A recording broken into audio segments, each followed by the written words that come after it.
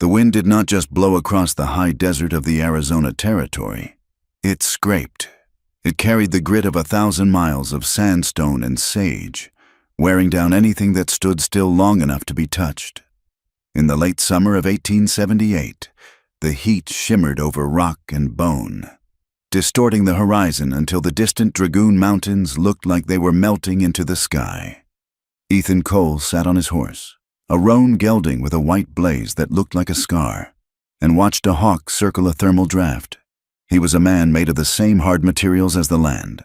His coat was dusted with the gray powder of the San Pedro River Valley, and his face was a map of lines etched by sun glare and squinting against the unexpected.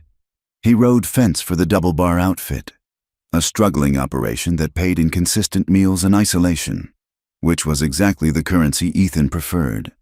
He lived half feral in a line shack 10 miles from the main house. It was a wooden box with a tin roof that sang when the hail fell and baked him when the sun was high. His habits were quiet, born of a life he was trying to forget. Every night, before the oil lamp was blown out, Ethan counted his cartridges. He lined them up on the rough table, 45 caliber brass soldiers, and checked the primers. He slept with his boots on, his heels digging into the straw mattress, ready to move before his eyes were fully open. The only time his composure cracked was when the wind shifted from the north, carrying the faint, brassy sound of bugle calls from the fort near the river.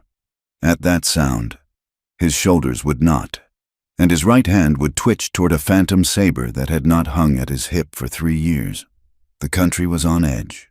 A ranch kid, the youngest McAllister boy, had gone missing 2 days prior.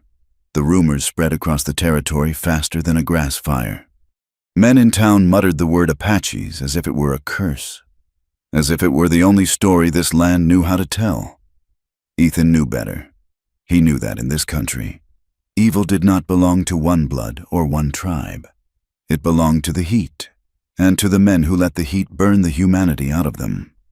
Dusk was settling, turning the shadows in the dry washes into pools of violet ink.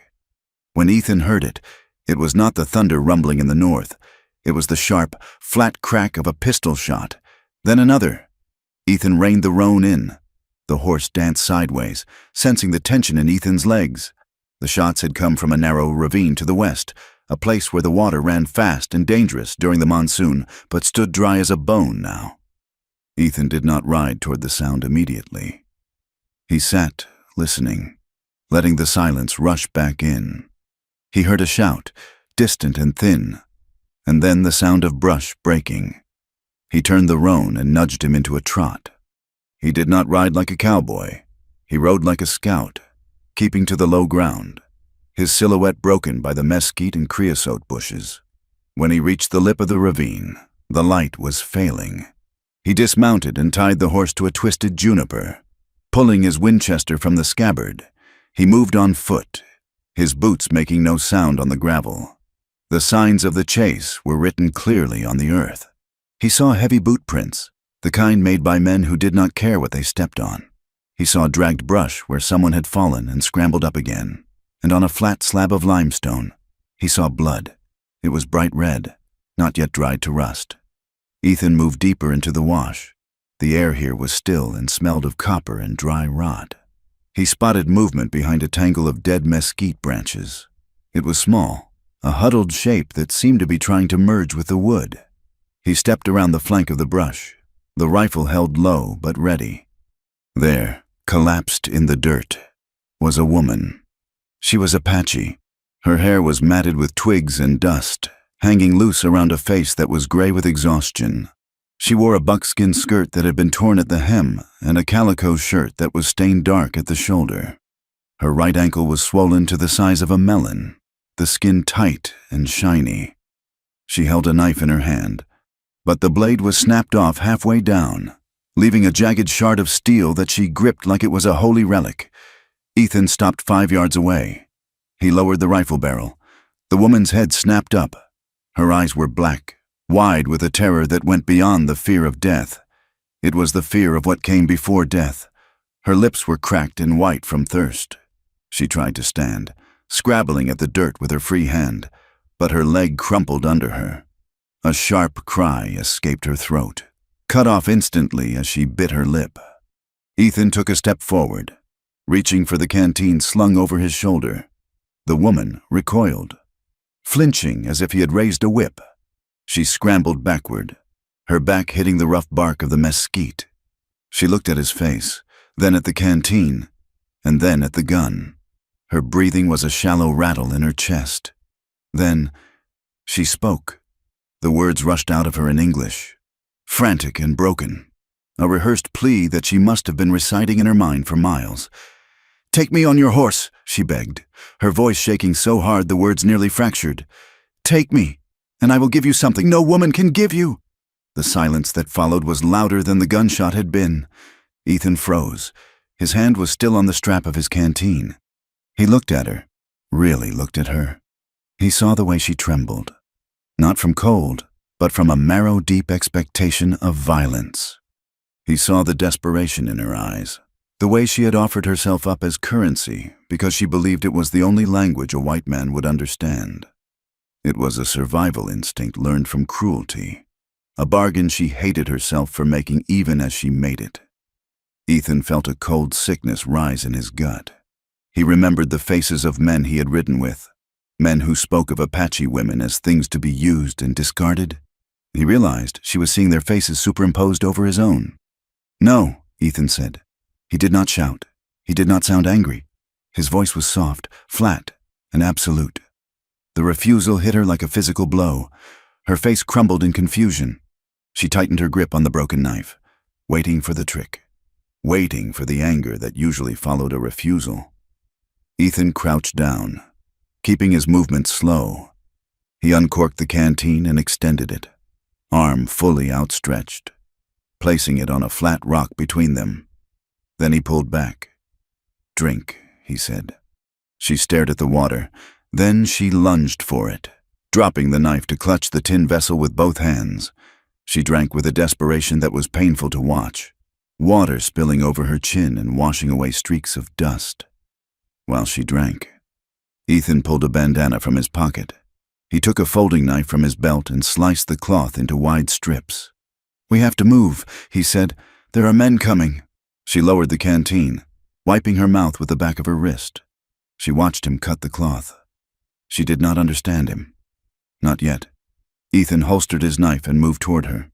She stiffened, her muscles locking up. But she did not strike out. She was too weak, and the water had bought him a fraction of tolerance. He reached for her injured ankle. "This is going to hurt," he said. He wrapped the cloth tightly, binding the swollen joint to give it support. She made a low sound in her throat, a hiss of pain, but she did not pull away. When he was finished, he stood and offered her a hand. She looked at his palm. It was calloused, scarred, and dirty, but it was open. She hesitated, her eyes searching his face for the lie, finding none. She placed her hand in his. Her fingers were small and cold. Ethan pulled her up. She could not put weight on the foot, so he stooped and swept her up into his arms. She was light, dangerously so, as if she had been running on empty for weeks. Her body was rigid against his chest, holding herself away from him as much as gravity would allow. He carried her out of the wash to where the roan stood waiting. He lifted her into the saddle, adjusting the stirrups quickly. "Hold on to the horn," he ordered. He swung up behind her. The horse shifted under the double weight. Ethan reached around her to take the reins, his arms forming a cage that she shrank away from. He could smell the sage on her skin, and beneath it, the sharp tang of old fear. They rode hard. The sun had vanished behind the mountains, leaving a bruised purple sky in its wake. Ethan pushed the roan, keeping to the rockier ground where tracks would be harder to spot. Behind them, on the ridge line they had just left, 3 silhouettes appeared against the dying light. They were not soldiers. Soldiers rode in columns, uniform and predictable. These men moved like hunters, spread out, scanning the ground. Ethan felt the woman tense. She had seen them too. She turned her head slightly, speaking over her shoulder. Her English was clipped, breathless. "Go left," she said. "Through the cut. The stone is hard there. No sound." Ethan looked at the terrain. To the left was a narrow fissure in the hills, a shadowed throat of rock that looked like a dead end. To the right was the open wash, easier riding but exposed. He hesitated only a second. He turned the horse left. He realized then that she was not just fleeing blindly. She knew this land in a way he never would. She was leading him away from a trap. They entered the cut. The walls rose high on either side, blotting out the last of the light. The horse's hooves clicked softly on the bedrock, the sound swallowed by the stone. It was a dangerous path, steep and slick, but they climbed. Night dropped fast, as it always did in the desert. The temperature plummeted, the heat of the day replaced by a cold that felt like iron settling against the skin. The stars came out, sharp and accusatory. Somewhere in the distance, coyotes began to yip and howl, a sound like maniacal laughter echoing off the canyon walls. They rode until the moon began to rise, painting the landscape in silver and black. Ethan found a shallow arroyo, hidden beneath the overhang of a clay bank. It was not a fortress, but it was cover. He stopped the horse and slid off, then reached up to help her down. She slid into his arms, her legs giving way the moment her feet touched the ground. He lowered her to the sand, propping her against the bank. Ethan moved quickly. He unsaddled the roan and hobbled him, then took his coat and draped it over the horse's head to muffle any sound. He sat close to the animal, forcing his own breathing to slow, his hand resting on the horse's neck to keep him calm. In the shadows, the woman watched him. Her eyes reflected the moonlight, two bright points in the darkness. She watched his hands. They were steady, restrained. She was waiting for the collection of the debt. In her world, the world she had been running through for days, help had a price, and the price was her body.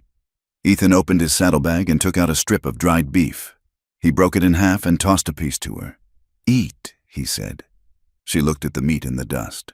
She hesitated, looking at him, then snatched it up. She ate quickly, tearing at the tough jerky with her teeth, eating like she was ashamed of her own hunger. Ethan chewed his own portion slowly, his eyes scanning the rim of the arroyo. Voices carried in the thin night air. Ethan stopped chewing. He held up a hand, signaling silence. Above them, on the flat ground near the canyon edge, horses were walking, the sound of leather creaking, the jingle of a bit chain. "I tell you, she went this way," a voice said. It was a gravelly voice, thick with dust and tobacco. Another voice answered, higher, sharper. "A woman ain't a woman if she's one of them. Frank, she's just a paycheck. $50 from the territory, maybe more if Mercer wants her back alive for questions." Ethan felt the woman beside him stop breathing. She curled into herself, making herself small, vanishing into the shadow of the bank. "She's hurt," the first voice said. "Saw the blood. She can't have gone far. We'll camp at the rise and cut for sign at first light." The horses moved on, the sounds fading into the vastness of the desert night. In the silence that followed, Ethan heard a soft, hitching sound. He looked at the woman. She was staring at the dirt between her boots. Tears were sliding down her dusty cheeks, cutting clean tracks through the grime. She made no sound. Her mouth was pressed into a tight line. It was a private grief, a pain she had learned to keep silent so it would not draw wolves. Ethan looked away, giving her the dignity of the dark, but his mind was racing. He knew that gravelly voice. It belonged to Frank Miller, a deputy from the town of Benson, a man with a badge and a soul like a dry rot. If a deputy was hunting her, this wasn't just a ranch squabble. A flash of memory hit Ethan, sharp and unbidden. It was 5 years ago, a raid on a village north of the Gila River. There was smoke, so much smoke it tasted like burning hair. There was screaming. He looked down at his own hand in the memory. He was holding a child's bracelet, woven from grass and beads. The owner of the bracelet was gone, lost in the chaos and the fire. He remembered the weight of it. The darkness of that day washed over him, the old guilt that stained his hands no matter how much fence he rode or how far away from the fort he lived. He looked back at the woman. She was shivering now, the adrenaline fading to leave only the cold. Ethan unbuckled his bedroll. He took out his blanket, a heavy wool issue from the army, and tossed it to her. "Wrap up," he said. She looked at the blanket, then at him. She pulled it around her shoulders, burying her face in the rough wool. They did not speak again that night. Ethan sat with his back to the clay bank, his rifle across his knees, watching the stars wheel overhead. He did not sleep. Dawn came with a brutality that mocked the beauty of the sunrise. The sky turned the color of a bruised peach, and then the sun crested the horizon like a threat, instantly heating the air. "We have to move," Ethan said, kicking dirt over the small hole he had dug for a latrine. The woman struggled to stand. Her face was flushed, her eyes glassy. The fever had set in during the night. The graze on her shoulder was angry and red, and her ankle was stiff. Ethan helped her onto the horse. She was heavier now, dead weight, her energy sapped by the infection. They crossed open flats where the ground was cracked into puzzle pieces of dried mud. Vultures circled high above, patient black kites waiting for the inevitable. By mid-morning, the woman was swaying in the saddle. She muttered in her own language, words that sounded like water flowing over stones. Ethan scanned the horizon. He knew a place, a seep at the base of a rock formation 5 miles north. It was a gamble, but they needed water. When they reached the spot, it was nothing but a patch of damp mud surrounded by bees. Ethan dismounted and used a flat stone to dig. He dug for 20 minutes, sweat stinging his eyes, until a small pool of brown water gathered at the bottom of the hole. He filtered it through his handkerchief into the canteen. He held it to the woman's lips. She drank, then grabbed his sleeve. Her grip was surprisingly strong, her fingers digging into his forearm. "Taza," she whispered. Her eyes were unfocused, looking through him. "We have to find Taza." She clutched his sleeve like it was the only solid thing in a world that was dissolving. Ethan looked at her. "Taza. It was a name.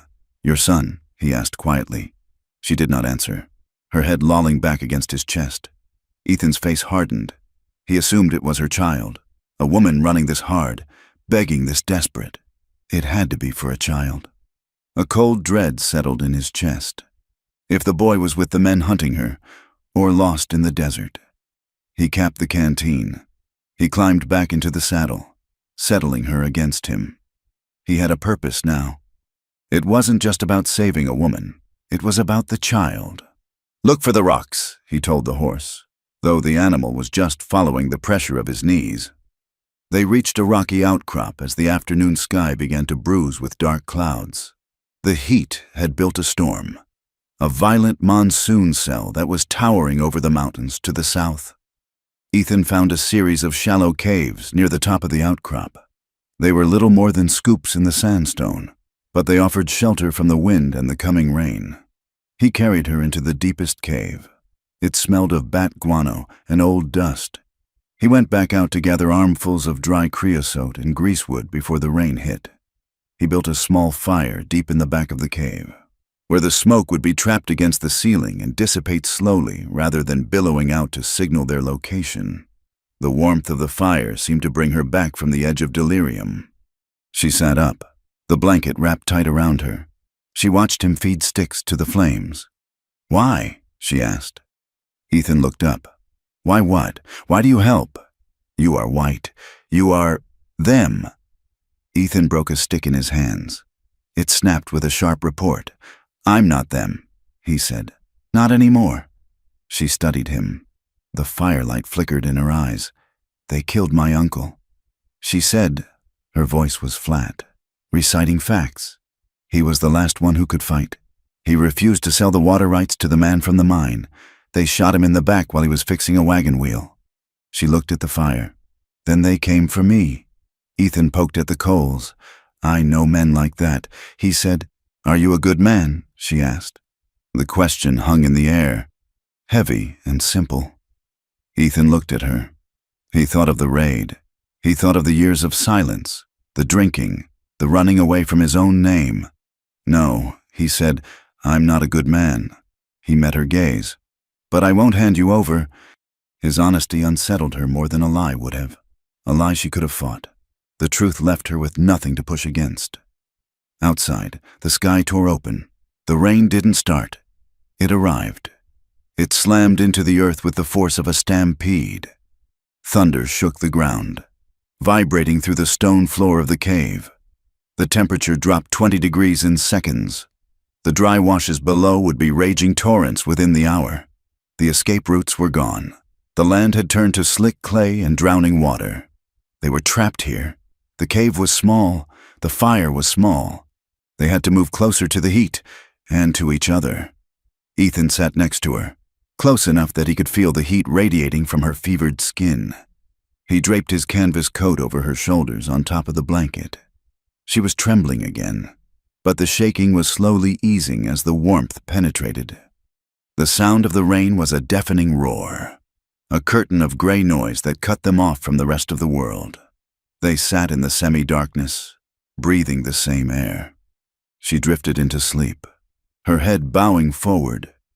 Ethan watched the entrance, his rifle across his lap. Suddenly, she gasped. Her body jerked, and her hand shot out, grabbing Ethan's wrist. Her fingers clamped down hard, her nails digging into his skin. She was staring at the wall of the cave, eyes wide but seeing something else, a memory, a nightmare. Ethan did not pull away. He did not shake her off.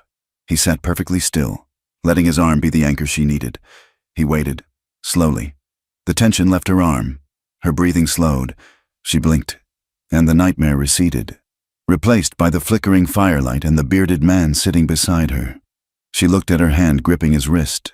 She looked at his face. He wasn't looking at her with hunger. He wasn't looking at her with hate. He was just there.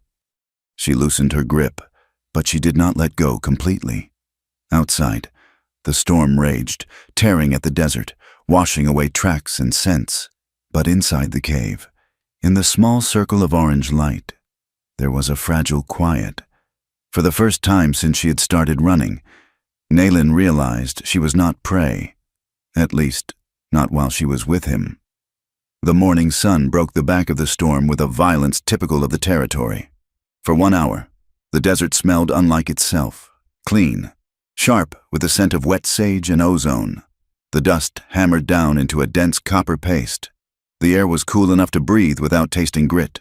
But by mid-morning, the moisture had evaporated, rising in shimmering waves that distorted the distance, and the land returned to what it had always been: hard light, gray rock, and a silence so profound it felt like pressure against the eardrums. Ethan Cole stood outside the shallow cave, watching the horizon. The storm had washed away their tracks, resetting the game, but it had also softened the ground, making new prints dangerously easy to read. He turned back to where Naylin sat. She was unwrapping the cloth from her ankle. The swelling had worsened overnight, the skin tight and bruised a deep purple. But when Ethan knelt to examine the joint, he found the bone sound. "It will hold," he said, his voice rough with morning disuse. "But you cannot walk on it, not far." Naylin looked at the swollen flesh, then at the horse grazing on a patch of galeta grass nearby. She nodded once. She did not complain. In the light of day, stripped of the immediate terror of the chase, her face held a stoic resolve that made her look older than she was. They rode out before the sun reached its zenith. Ethan walked, leading the roan, while Naylin sat in the saddle, her injured leg dangling free of the stirrup. They avoided the established trails, those ribbon-thin scars in the earth where wagons and riders had packed the dirt hard. Instead, Ethan guided them through the rough country, sticking to the spines of ridges where the ground was stony and left little sign, or navigating the edges of dry creek beds where the Palo Verde trees grew thick and low. Naylin watched him. She watched the way his head moved constantly, scanning the back trail, the skyline, the shadows of the rocks. He did not just look. He dissected the landscape. A hawk taking flight too suddenly, a shift in the wind, a silence where insects should be buzzing. He weighed it all. She realized then that this man did not just fear the men chasing her. He expected betrayal from the world itself. He moved like a creature that had been hunted for a long time, or perhaps like a creature that had done things that made him unworthy of safety. It was a language she understood. Over the next 2 days, A quiet education passed between them. It started with necessity. Ethan stopped the horse at the edge of a blind rise. He turned to her and raised a flat hand, palm down. "Stop," he said. He signaled again, hand pushing toward the earth.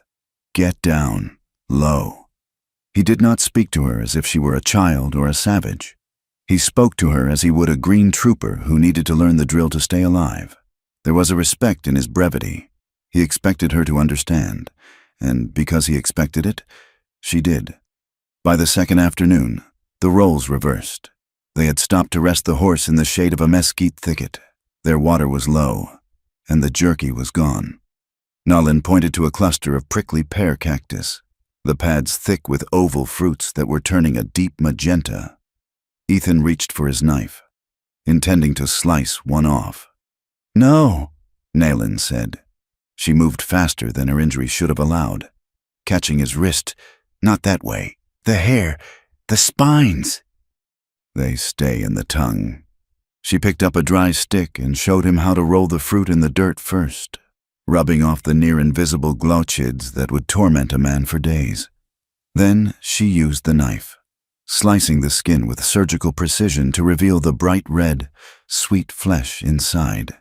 She handed it to him. Ethan took it. The fruit tasted of rain and sugar. He looked at her, and for the first time, the tension in his jaw loosened. Later, when the wind shifted, blowing from the west, Nalin flared her nostrils. She pointed upwind. "Horses," she said, "not near, but on the wind." Ethan sniffed the air. He smelled only dust and resin. He looked at her, skeptical. "Sweat," she clarified. "Old sweat. Leather." He trusted her. They altered their course, moving deeper into a canyon to let the scent pass them by. Hours later, he saw the faint dust cloud of riders moving parallel to their previous path, miles away. He looked at her with a new expression, not just pity, but recognition. She was a survivor, same as him. Their communication stripped itself down to the essentials. Short English phrases from her, simple, direct words from him. The silence between them ceased to be an empty thing and became a shared weight, a way of being together without the exhaustion of explaining who they were. On the third day, the landscape began to change. The isolation of the high desert gave way to signs of encroachment. They saw fence lines, cut wire shimmering in the heat. They saw cattle branding fires in the distance. They neared a small settlement, little more than a collection of adobe structures and timber framing clinging to the edge of a mining road. Ethan stopped the horse a mile out, hidden in a grove of cottonwoods. "I need supplies," he said, checking the loads in his revolver. "Coffee, flour, bullets." Nalin smelled the wood smoke drifting from the chimneys. She heard the distant bark of a dog. Her body went rigid. To her, a town was not a place of commerce. It was a cage. It was a place where walls blocked the sight of escape, and where men gathered to drink and hate. "You stay here," Ethan said. Seeing her fear, "I will come back." He started to turn away, but then he stopped. He looked back at her. "Or you come." He did not order her to stay. He did not force her to come. He laid the choice out like a weapon on a table and let her decide which end to pick. Nalin looked at the dark grove of trees. She looked at the distant town. She was tired of hiding in the dirt like a lizard. She was tired of the silence being her only defense. "I come," she said. Ethan nodded. He reached into his saddlebag and pulled out a spare shirt, gray flannel, worn thin at the elbows, and a battered, wide-brimmed hat that he kept for bad weather. "Put these on," he said. "Keep your head down." She pulled the shirt over her buckskin dress. It smelled of him, gun oil, tobacco, and sweat. She jammed the hat onto her head, pulling the brim low to shadow her face. She looked small inside the clothes, but she sat straighter in the saddle. They rode into the settlement at a walk.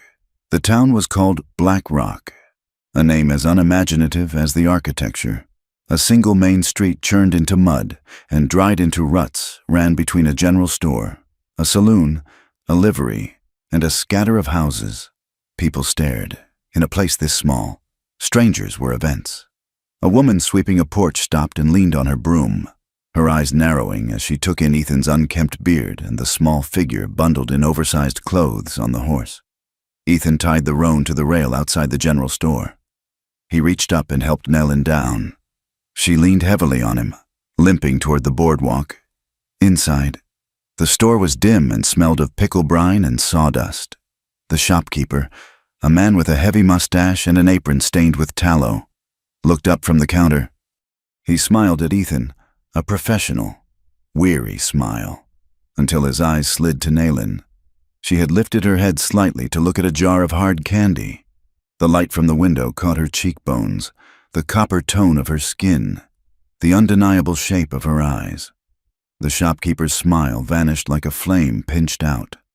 "I don't serve Indians," he said. His voice was flat.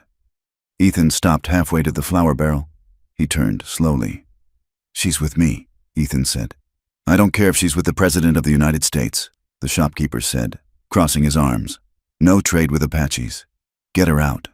The air in the room seemed to vanish. Nellen shrank back, the hat brim dipping to hide her face again. The humiliation was not a sharp pain. It was a dull, heavy slap that she couldn't block. It was the feeling of being reduced to something less than human, something that could be dismissed with a word. Ethan walked to the counter. He placed both hands on the wood. "I want 10 pounds of flour, 2 pounds of coffee, and a box of 45 cartridges," he said. "And I am paying cash." The shopkeeper hesitated, looking at Ethan's eyes. There was violence there, a coiled, dangerous heat. "Take your goods," the man muttered, looking away. "But be quick about it." Ethan bought the supplies. His jaw set so tight a muscle jumped in his cheek. He did not look at Nellen. He did not want to see the shame he knew was burning her face. They walked out into the bright sun. A small crowd had gathered. A man in a black frock coat, a preacher, by the look of the Bible clutched in his hand like a brick, stood in the center of the street. He pointed a shaking finger at Nellen. "A test," he shouted. "A test and a curse. The heathens are among us, bringing their wickedness into the light." The people around him murmured. They fed on the cruelty. It gave them a target for their own miseries, the heat, the poverty, the fear of the vast emptiness surrounding them. Ethan dropped the supplies. His hand went to the grip of his pistol. The rage that had been simmering in him for years, the anger at the unfairness of the world, flared white-hot. He took a step toward the preacher. Nellen reached out. Her hand, small and trembling, touched his arm. It was a light touch, but it stopped him cold. "No," she whispered. "Not here." Her voice was urgent. She knew how this ended. If he drew his gun, they would both die in the dirt of this miserable street. Ethan looked at her. He saw the terror in her eyes, but also the wisdom. He exhaled, a ragged sound. He picked up the sacks of flour and coffee, threw them over the saddle horn, and helped Nellen up. As they turned the horse to leave, Ethan glanced at the porch of the saloon. Sitting in a chair, tilted back against the wall, was a man smoking a cigarillo. He wore a badge that caught the sun. It was the deputy, the one from the posse. He wasn't doing anything, just watching. He took the cigarillo from his mouth and smiled, a small, knowing expression that chilled Ethan's blood more than the preacher's shouting. They rode out of town without looking back. That night, they camped miles away, in the shelter of a dry wash. Ethan made a small fire, the flames licking at the darkness. Nellen sat on her blanket, staring at the fire. She had taken off the oversized hat and shirt. She looked fragile again. Suddenly, she made a sound, a choked, angry sob. She hit her own leg with a closed fist. "I said it," she whispered. Ethan looked up from his coffee. "Said what?" "The words," she said, turning her face to him. Her eyes were wet, but her expression was fierce with self-loathing. "When you found me, I said I would give you what no woman can give." She spat the words out like poison. "I said it because I am weak, because I thought that is all I am. That is all men want." Ethan set his cup down. He watched her. The shame was eating her alive. She wasn't crying because she was sad. She was crying because she felt she had betrayed her own soul to survive. He waited until she looked at him. "I heard you," he said softly. "I hated myself." She said, "I hate that I know those words." Ethan leaned forward. The firelight cast deep shadows across his face. "I was a scout," he said. The confession hung in the air. Naylin went still. "For 3 years, I rode with the army." Ethan continued. "I tracked for them. I told myself I was keeping the peace. I told myself I was stopping the killing by ending fights quickly." He looked at his hands. "But I led them to villages. I led them to places where women and children were sleeping. I watched what happened, and I didn't stop it. I couldn't stop it." He looked up at her, his eyes raw. "I tried to wash it off. I came out here, lived in a shack, tried to be nothing. But the blood doesn't wash off." Naylin stared at him. She saw the ghost that haunted him. She saw the reason he slept with his boots on and flinched at bugle calls. He was a man who had participated in the destruction of her world, and now he was saving her life. She should have hated him. By all the laws of her people, she should have taken his knife and cut his throat while he slept. But she looked at his face, stripped of all defenses. "You stopped," she said. Ethan blinked. "You are not doing it now," she said. "You stopped?" It was a small distinction. It was not forgiveness, but it was an acknowledgement that a man was not fixed in stone. He could change direction. Ethan let out a breath he felt he had been holding for 3 years. They slept apart, but the distance between them felt shorter. The next evening, they found shelter in a grove of cottonwoods near the San Pedro River. The water was low, moving sluggishly over sandbars, but the moonlight turning the surface into hammered silver made the world feel briefly soft. They washed the dust from their faces. Naylin sat on a fallen log, unwinding the bandage from her ankle. Ethan sat nearby, cleaning his rifle. He hissed in pain as the gun oil stung a cut on the back of his hand, a jagged scrape he had gotten from the saddle leather. "Let me see," Naylin said. She moved to him. She took his hand in hers. Her fingers were cool and rough-skinned, but her touch was incredibly gentle. She examined the cut, then dipped a piece of cloth in the river water and dabbed it clean. Her fingers lingered on his skin. She traced the line of a scar across his knuckles. Ethan stopped breathing. The scent of her, river water, smoke, and sage, filled his head. He looked at her face, inches from his own. Her lips were parted slightly. The air between them charged with a sudden, electric heat. It was the ache of wanting, the sheer biological pull of two people who had been surviving on adrenaline and fear. Ethan's breath caught in his throat. He wanted to lean in. He wanted to bury his face in her hair and forget the desert, the posse, the past. But then he pulled his hand away. He pulled back as if she had burned him. Naylin did not move away. She looked at him, her eyes dark and searching. "You want," she said. It was not a question. "You fear." Ethan looked at the river. "I do," he admitted. "Why?" she asked. "You are strong." "Because I break things," Ethan said, his voice low.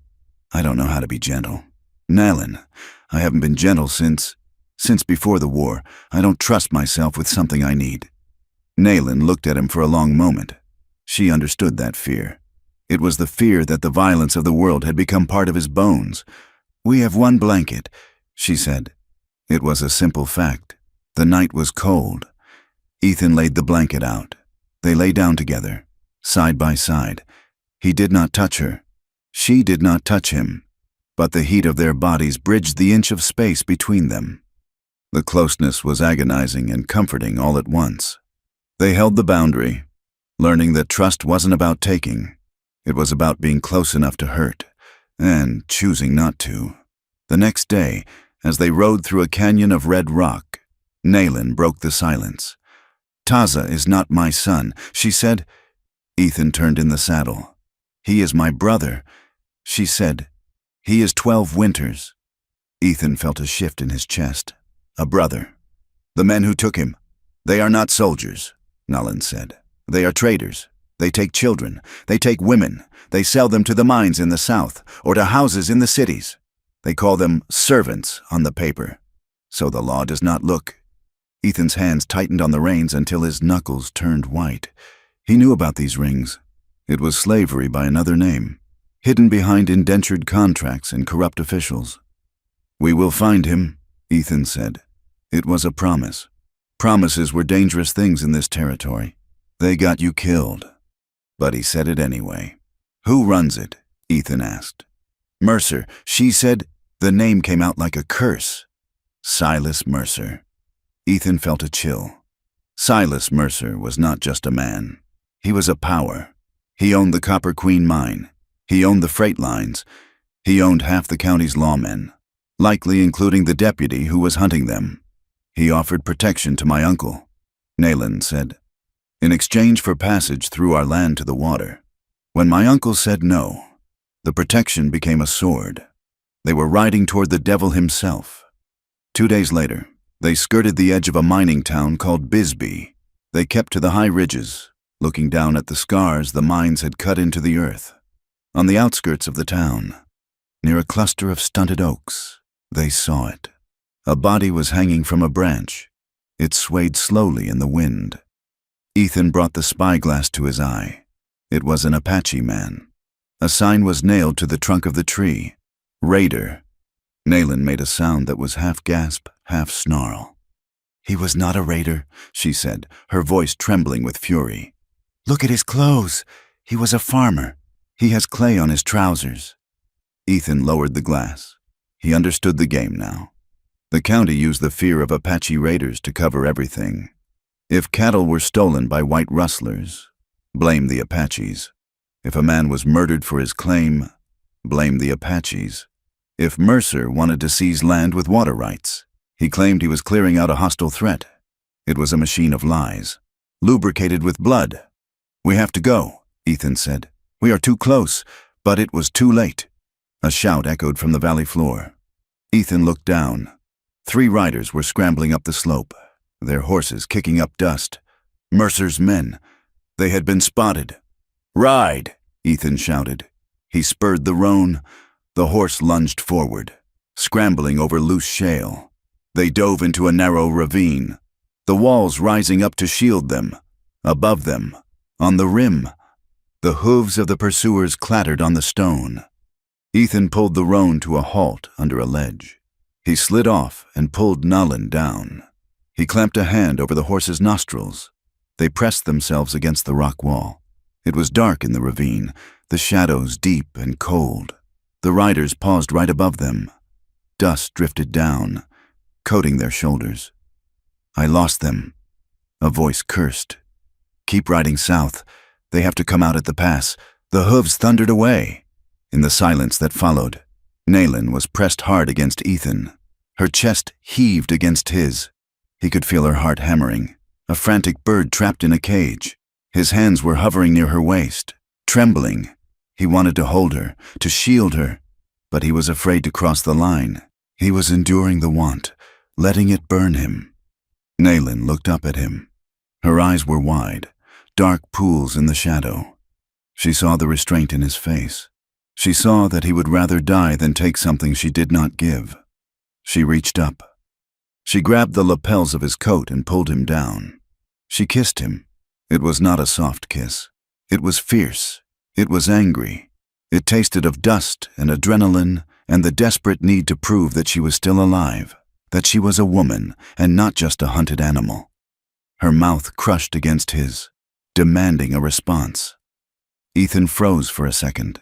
Then his arms went around her, pulling her close. He kissed her back, pouring all the fear and the unspoken promises into the contact. Then she pulled back. She was breathless, shaken by her own need. She looked at him, eyes searching for regret. Ethan did not chase her. He did not try to pull her back in. He stepped forward slowly and touched his forehead to hers. He closed his eyes. "I am here," he whispered. It was a vow without words. It was a promise that he was not going anywhere, that he was hers to command, hers to trust. Nayland let out a long, shuddering breath. She leaned into him, accepting the support. When they finally pulled apart, the sun was setting, painting the sky in violent streaks of crimson and orange. Ethan checked his rifle. He looked south, toward the darkening mountains where the lights of Mercer's mines would soon begin to twinkle like false stars. To find Taza. We have to go there, Ethan said. To Mercer's land. Naylin nodded. She touched the knife at her belt. Then we go, she said. They mounted the horse together. They turned south, riding toward the territory where truth was a stranger and violence was the only law, ready to burn it all down if they had to. The land changed as they pushed south, shedding the high desert scrub for a country that looked as if it had been skinned alive. The earth turned the color of dried blood, a jagged expanse of red rock and sandstone spires that clawed at the belly of the sky. Everything here grew thorns. The ocotillo raised skeletal arms tipped with crimson flowers like fresh wounds, and the cholla waited for a careless brush of a sleeve to detach its barbed joints into flesh. It was long, empty country where a wrong turn meant death by exposure. Ethan, Cole, and Naylin trailed a supply wagon route that cut through the Badlands, staying miles back, ghosts haunting the periphery of commerce. They used deep ravines and the shadows of mesas for cover, moving only when the heat of the day began to bleed out into the violet dusk. On the fourth day in the Red Rocks, they found them. It was not a war party. It was a huddled group of 6 Apaches tucked into a wind-scoured undercut of a canyon wall. They looked less like warriors and more like drift tangled in a river snag. Their ribs showed through their skin, and their eyes held the flat, glassy look of starvation. Ethan reined in the roan, his hand instinctively going to the Winchester scabbard. Naylin signaled him to wait and slid from the saddle, walking forward with her hands open. She spoke a greeting, her voice soft against the stone. An older man, his hair gray and matted, stood up. He recognized her. Ethan saw the flicker of recognition in the old man's eyes, but it was not followed by relief. It was followed by fear. They spoke in their own tongue, a rapid exchange that grew tense. Naylin gestured to the north, then to Ethan. The old man shook his head violently, pointing toward the mountains, then making a cutting motion across his throat. Naylin stepped back, her shoulders slumping. She returned to the horse, her face set in a mask of hard discipline. They will not help, she said, climbing back up behind Ethan. They say I am marked. The soldiers are not just looking for a woman anymore. They are hunting a story. If they are found with me, they will all die. Ethan looked at the huddled group. He saw a mother pressing a hand over a crying infant's mouth to silence it. I can leave, Ethan said. He meant it. If he was the danger, he would ride away. Naylin gripped his waist. Her fingers dug into his coat. No, she said. It would be safer for them, Ethan said. And for you. Safe? She asked, the word sharp. There is no safe. There is only alive or dead. I am done sacrificing myself to make other people comfortable with their fear. We ride. They left the group behind, a pocket of misery in the vast silence. Naylin did not look back. She had learned a brutal lesson in that canyon. She was isolated from both worlds now. To the whites, she was a savage. To her own people, she was a lightning rod calling down the storm. 2 days later, near the settlement of Tubac, they found the woman the drifters had whispered about. Her name was Maria Lujan. She lived in an adobe structure that leaned precariously against a hillside, part house, part root cellar. She was a woman of mixed blood, her face a roadmap of 3 different cultures, none of which claimed her. She made her living as a translator, a midwife, and a medic for those who could not walk through the front door of a doctor's office. She did not ask for their names. She simply pointed to a stool and told Naylin to sit. Maria unwrapped the dirty cloth from Nalin's ankle. She hissed through her teeth. The swelling had gone down, but the bruising was deep. The ligaments strained to their limit. You have been riding hard on a bad joint, Maria said, slathering a pungent green paste onto the skin. It will heal, but it will remember this injury when it rains. She looked at Ethan, who was standing by the door, watching the road. You are the ones they are talking about in the saloons, she said. The scout and the girl? Ethan did not answer. Silas Mercer pays for quiet removals, Maria said, wiping her hands on her apron. She spoke the truth as if she were discussing the weather. He has a business model. He needs labor for the mines, and he needs the water rights to the valley. When he takes the land, the men disappear into shallow graves. The women and children, they disappear onto paper. Paper? Ethan asked. Indentured contracts, Maria explained. Labor apprenticeships. It is legal. If the judge is paid enough, they sign a paper saying the child is an orphan and awarded the territory. And then they assign the guardianship to Mercer's operations. It is slavery with a government stamp. She looked at Nalin. You're looking for a boy? Nalin nodded. Taza. Maria stood up and went to a heavy wooden chest. She pulled out a map, hand drawn on hide. Mercer funds the San Xavier mission outpost, 20 miles south.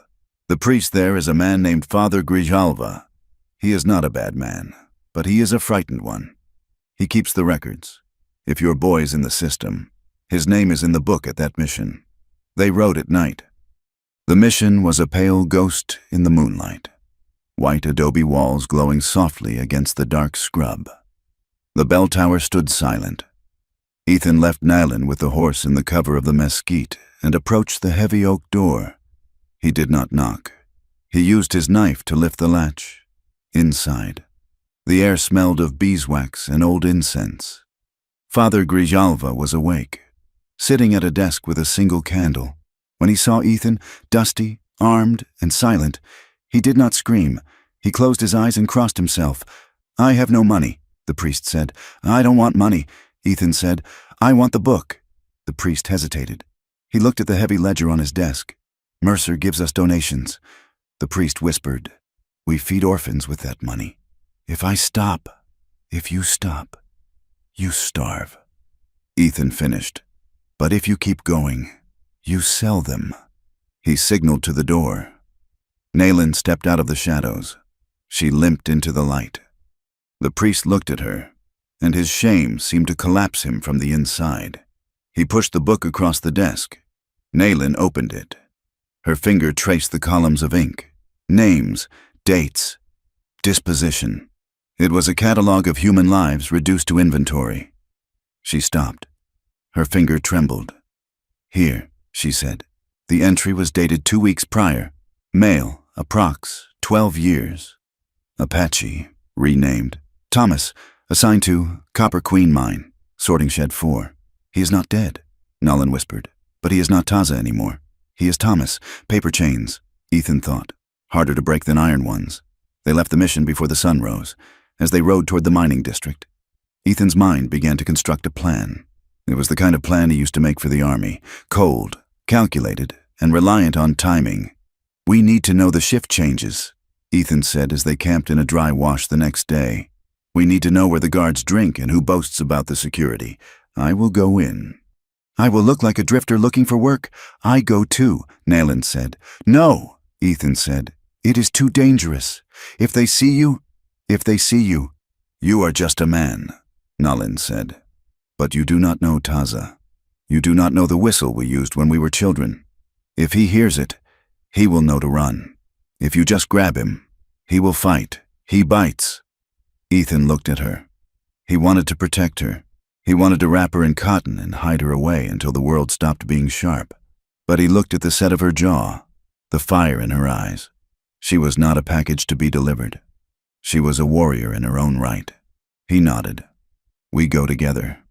That evening, the air grew still. They were camped in a deep canyon where the wind hit the fluted rocks and created a low, humming vibration, a song that seemed to come from the earth itself. Ethan sat by Nalin.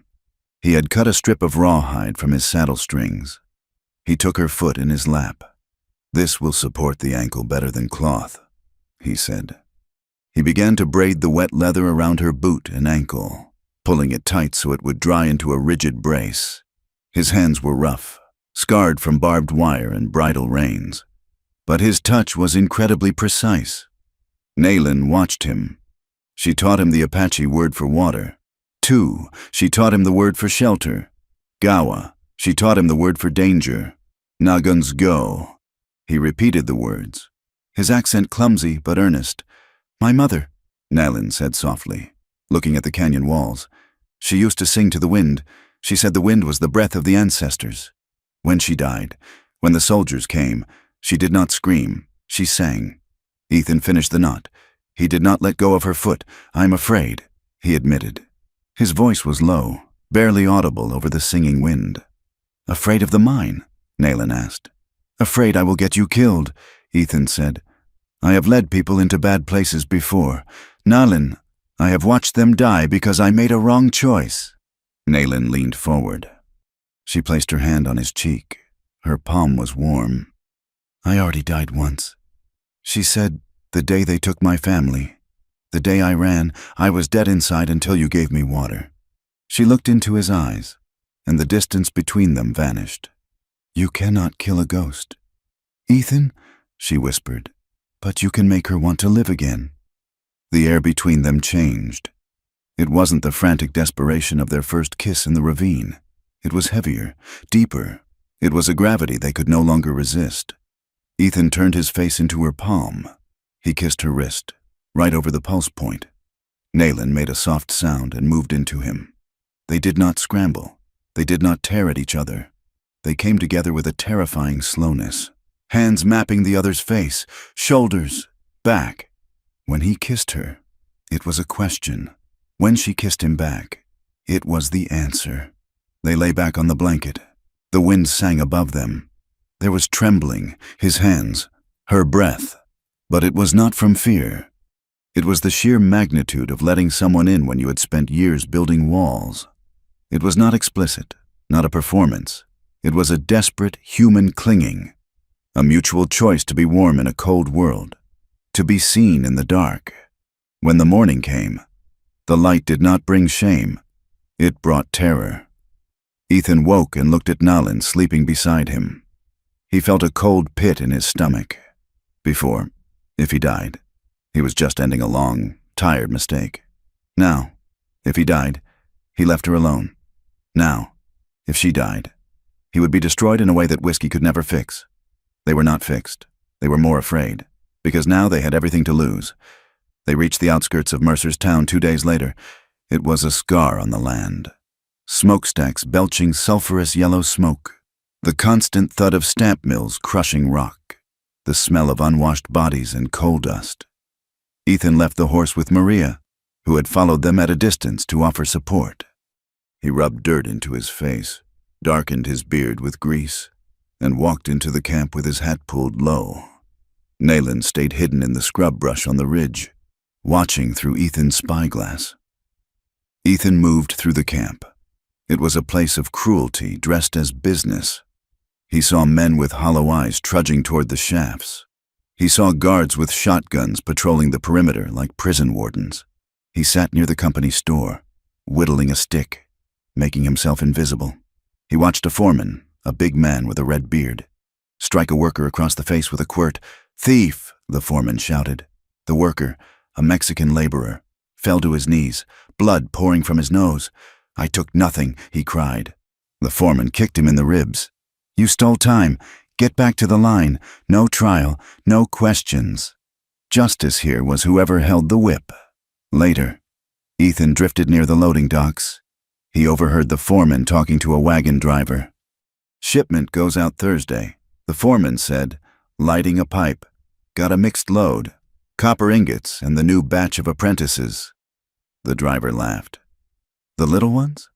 "Yeah, including that one boy who bites, the little savage. Mercer wants him moved to the smelter. Says he's too much trouble for the sorting shed." Ethan's blood ran cold. The smelter was a death sentence for a child. The fumes alone killed men in a year. He slipped away and returned to the ridge. He drew a map in the dirt for Nayland. "Sorting shed 4. He said, "It's here, near the rail line. They move them at shift change. When the whistle blows at 6. That's the chaos we need." He hesitated. "The sheriff is down there." Ethan said, "I saw his horse. And the deputy. They aren't just ignoring this. Nayland, they are guarding it." Nayland's face went icy calm. She looked at the town below. "The law is not broken," she said. "It is working exactly as they designed it. The plan was simple: violence and speed." At 6 o'clock, the steam whistle shrieked. The ground rumbled as the shift changed. Hundreds of men poured out of the shafts, and hundreds more marched in. Ethan and Allen moved through the shadows of the machinery yard. Nayland moved like smoke, silent and fluid. Ethan moved with the predatory grace of a scout. They reached Sorting Shed 4. It was a long wooden structure with high windows. Ethan tried the door. Locked. He used a pry bar to snap the hasp. They slipped inside. The shed was full of ore bins. In the back, there was a caged area. Empty. Ethan cursed. He scanned the room. On a wooden support beam near the cage, he saw something. Fresh marks carved into the wood. He shone his lantern. It was a symbol. A jagged mountain line. He was here, Nolan whispered, touching the wood. This is Taza's mark. Footsteps crunched on the gravel outside. Voices. They're early? Ethan hissed. The door swung open. 2 guards stepped in. Lanterns held high. Hey, one shouted. Who's in there? Ethan didn't hesitate. He shoulder-checked the first guard, sending him sprawling into an ore bin. The lanterns shattered, flames licking at the dry wood. The second guard raised a shotgun. Nayland threw a rock, a heavy piece of ore she had picked up. It struck the guard in the temple. His aim went wide, the shotgun blasting a hole in the roof. The first guard scrambled up. Drawing a knife, Ethan grappled with him. It was a messy, desperate struggle in the dark. The guard was strong, smelling of whiskey and sweat. He slashed at Ethan's face. Ethan blocked, twisting the man's arm. There was a sickening snap. The guard cried out, falling back. He hit his head on the iron corner of the ore cart. A sharp crack echoed. The guard stopped moving. Ethan stood up, chest heaving. He looked at the man. Dead. The alarm bell began to ring outside. The gunshot had drawn the hive. We have to go. Nayland pulled at his arm. They bolted out the back, scrambling up a scree slope as bullets kicked up dust around their feet. They vanished into the dark, leaving a dead white man behind them. The stakes had changed. Before, they were helping a runaway. Now, they were murderers. By morning, the posters were already up. Wanted, Ethan Cole, an Apache accomplice. Murder, reward $1,000. The town prejudice ignited like dry tinder. It wasn't just a hunt for a criminal anymore. It was a crusade. Men who had never held a gun before were strapping on holsters, eager for the money and the permission to hate. They hid in Maria's cellar. Maria came down the ladder, her face pale. You cannot stay, she said. The sheriff has deputized 20 men. Mercer has sent word to the fort. They are saying you are a renegade scout leading an uprising. The courts? Ethan asked, pacing the small room. If I turn myself in, explain about the boy. The courts? Maria laughed bitterly. The judge plays poker with Mercer on Tuesdays. If you turn yourself in, you will hang before the sun sets. And the girl, she will disappear. Ethan looked at Nayland. She was sharpening her knife. I will not let them take me, she said. Ethan felt the walls closing in. He looked at the map. We can't run, he said. They have the telegraph. They have the horses. If we run, they catch us in the open. We fight? Nolan asked. No, Ethan said. We prove it. He turned to Maria. You said the sheriff covers it up. He has records? Maria nodded. He keeps a ledger. In his office. He logs the fees he gets from Mercer for every batch of laborers. It lists the names, the payments, the dates. If we have that book, Ethan said, we have a federal case. We have proof of slavery. The territory courts might be bought, but a U.S. Marshal, it is suicide. Maria said, the office is in the center of town. It is the only way. Nayland said, that night, the town was loud. The saloons were full of men bragging about how they would spend the reward money. Nayland moved across the rooftops. She was lighter than Ethan, quieter. The plan was for her to enter the sheriff's office through the skylight while Ethan created a distraction at the livery stable down the street. She slipped through the open skylight, dropping silently onto the floor of the office. It smelled of stale cigar smoke and gun oil. A single kerosene lamp burned low on the desk. She moved to the safe. It was open. Arrogance. Why lock the safe when you own the law? She pulled out a thick leather book. She opened it. Her hands shook. November 12th. Payment from Mercer, $500. Transport of 6 females, 2 males. Names: Sarah, Little Bird, Thomas. It was all there. The sale of human beings listed like cattle. She tucked the ledger into her shirt. She turned to the door. Click. The sound of a hammer being pulled back on a revolver. Nayland froze. She looked toward the corner of the room, where the shadows were deep. A match flared. The flame illuminated a face. It was the deputy, Frank Miller, the man from the first chase. He was sitting in the corner, smiling. He didn't look surprised. He looked like a man who had baited a trap and watched the mouse walk right in. "Hello, sweetheart," the deputy said, outside, on the street. Ethan was striking a match to light the hay in the livery stable. He paused. A shout rang out from the sheriff's office. "I got her!" The voice cut through the night. Ethan's heart stopped. He looked at the burning match in his hand, then at the sheriff's office down the street. The trap had snapped shut. Nayland was inside, in the lamplight, and the wolves were at the door. The sound of the deputy's revolver was not a bang. In the confines of the small office, it was a thunderclap that shattered the world. The bullet bit into the door frame inches from Nayland's head, sending splinters of pine stinging into her cheek. She did not freeze. She did not scream. Nayland reacted with the fluid, desperate speed of a creature that had been anticipating the trap. She threw herself sideways, not toward the door where the deputy stood blocking the exit, but toward the side window. She struck the glass with her shoulder. Tucking her head, the pane exploded outward. Nayland tumbled into the alleyway. The ledger clutched tight against her ribs, landing hard on the packed dirt. Shards of glass sliced her arm, but the adrenaline flooded her veins so hotly she felt nothing. "Behind her," the deputy shouted, his voice cracking with rage. Another shot rang out, blowing out the rest of the window frame, but Nayland was already scrambling to her feet. The town woke like a beast smelling blood. Doors slammed open. Men spilled out of the saloons, confused but eager for violence. The shout of "Apache!" went up, a singular word that turned the confusion into a focused, lethal intent. Ethan saw the glass fly. He was standing by the livery stable, a match burning down to his fingertips. He did not hesitate. He flicked the match into the pile of dry straw he had kicked against the stable wall. The oil-soaked hay caught with a whoosh, a sheet of orange flame climbing the timber in seconds. "Fire!" Ethan roared, his voice cutting through the noise. He drew his knife and slashed the hitching rope of the nearest horse, then slapped the animal hard on the flank. He moved down the line, cutting ropes, spooking the animals. Panic erupted. Horses reared and bolted into the street, colliding with the men running toward the sheriff's office. In the chaos, Ethan vaulted onto the roan. He spurred the horse through the smoke, riding straight into the teeth of the mob. He saw a small, dark shape limping at the end of the alley. "Nayland!" She looked up, her face a mask of blood and dust. She lunged toward him, but her injured ankle finally gave out.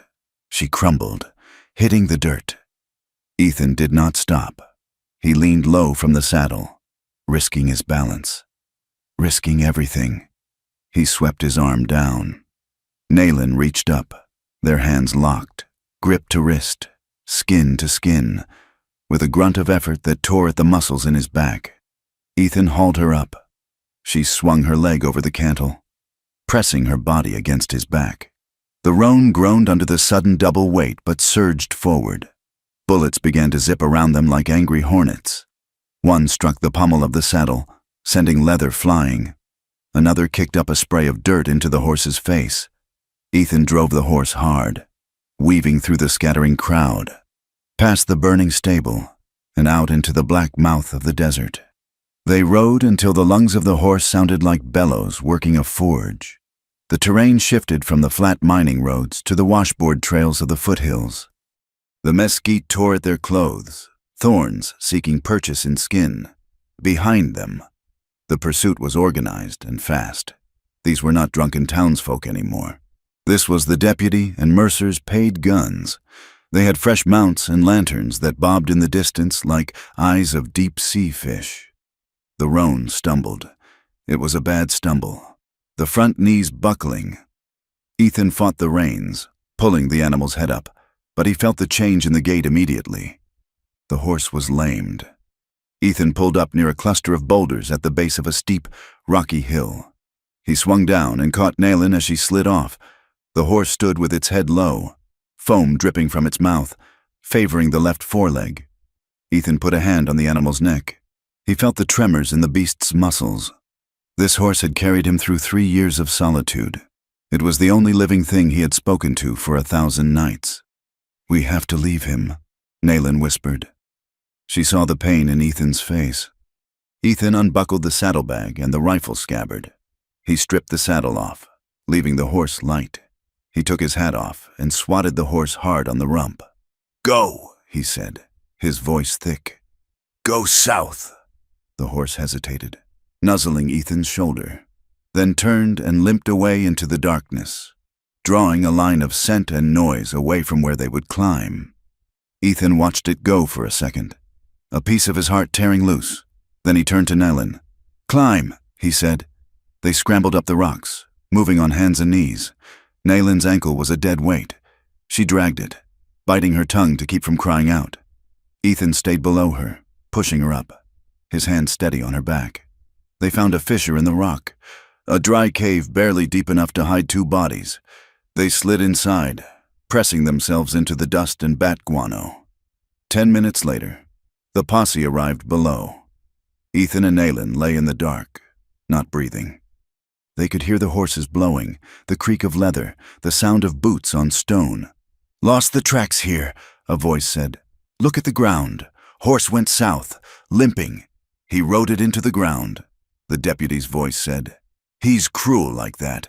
Renegades don't care about animals." Laughter rippled through the group. It was an ugly sound. "When we catch the girl," another man said, his voice low and wet, "I claim first rights. She's got spirit. I want to see her eyes when we break it." Naylin squeezed her eyes shut. Her hands flew to her ears, pressing hard. The men laughed again, making jokes about rope and knives and what makes a woman scream loudest. Beside her, Ethan felt Naylin begin to shake. It wasn't the shivering of cold. It was a vibration that came from the center of her bones. She was gasping for air, short, sharp intakes that sounded like a drowning swimmer. Flashbacks hit her in waves. She wasn't in the cave anymore. She was back in her village, smelling the smoke, feeling the rough hands of the traffickers, hearing her uncle die. The nausea rolled over her. Ethan holstered his pistol. He took her hands away from her ears and gripped them firmly. "Naylin," he whispered. She stared at him, her eyes wide and unseeing. "Look at my hands," Ethan said. His voice was a low rumble, beneath the hearing of the men outside. "Look at the dirt on my knuckles. Look at the scar." He forced her to focus on the physical reality of the present. "You are here," he said. "You are in the stone. I am here. They are outside." He did not promise they would be safe. He promised they were together. Naylin focused on the scar on his hand. She anchored herself to it. The shaking began to subside, replaced by a cold, hard anger. The posse eventually mounted up and rode south, following the false trail of the lamed horse. But they left 2 men behind to watch the pass. Survival became a slow, starving work. They could not move by day. They lay in the fissure, sharing the last of the tepid water from the canteen. The heat of the day turned the rock oven hot, baking the moisture out of their bodies. 2 nights later, a pebble clattered into the cave. Ethan had his knife out before the sound stopped echoing.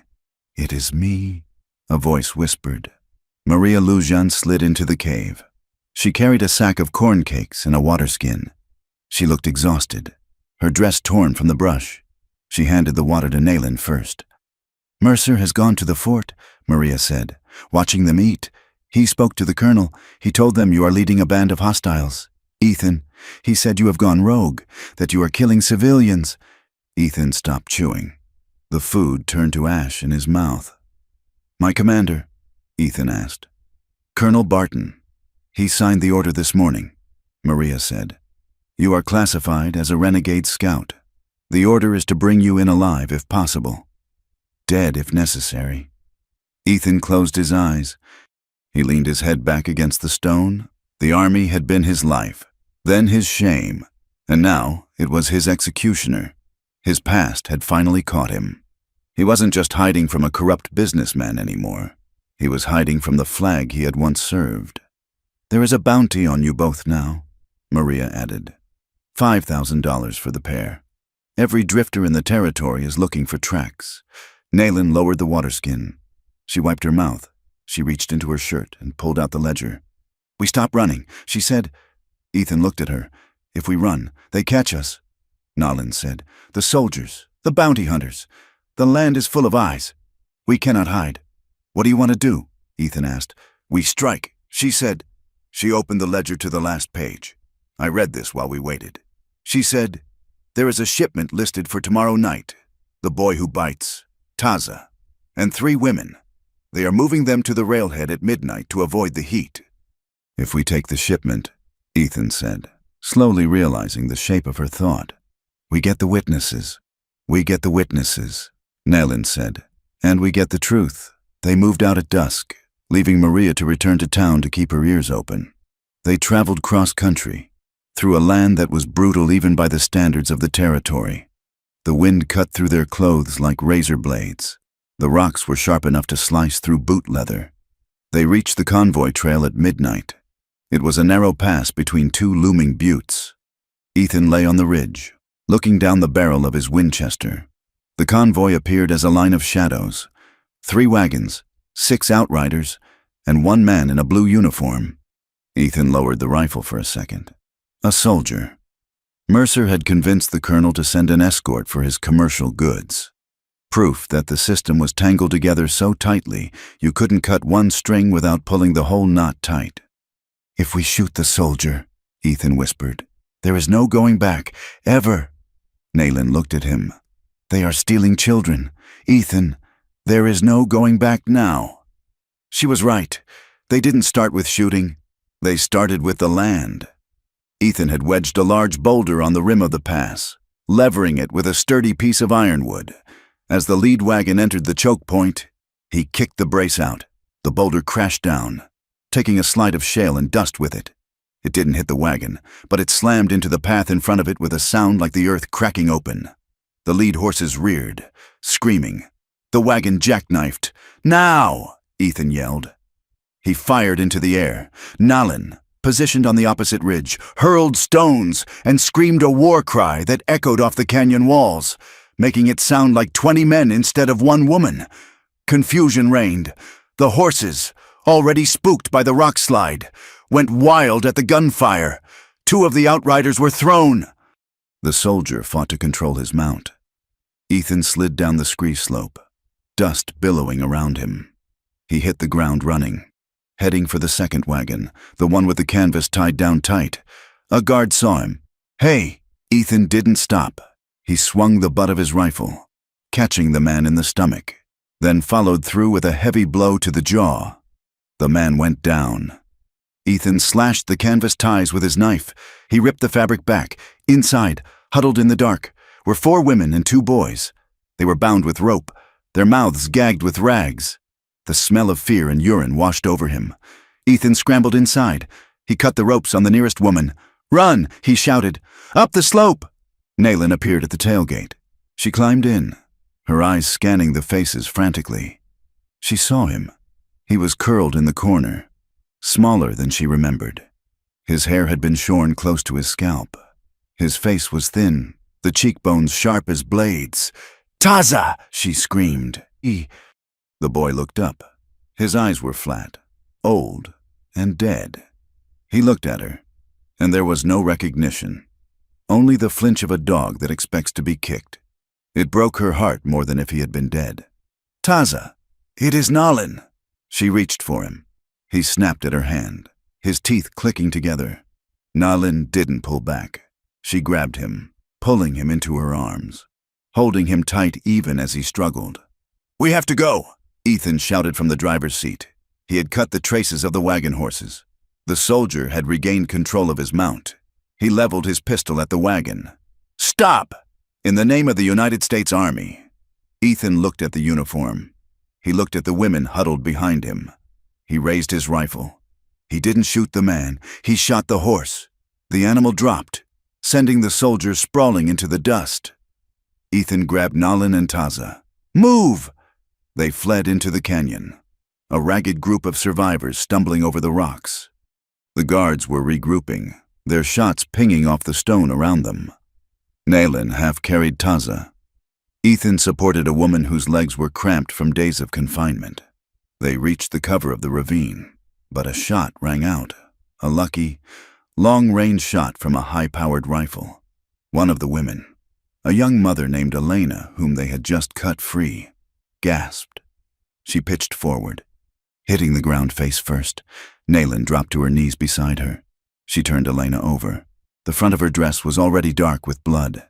The bullet had taken her in the back, punching through the lung. Elena looked at Nalin.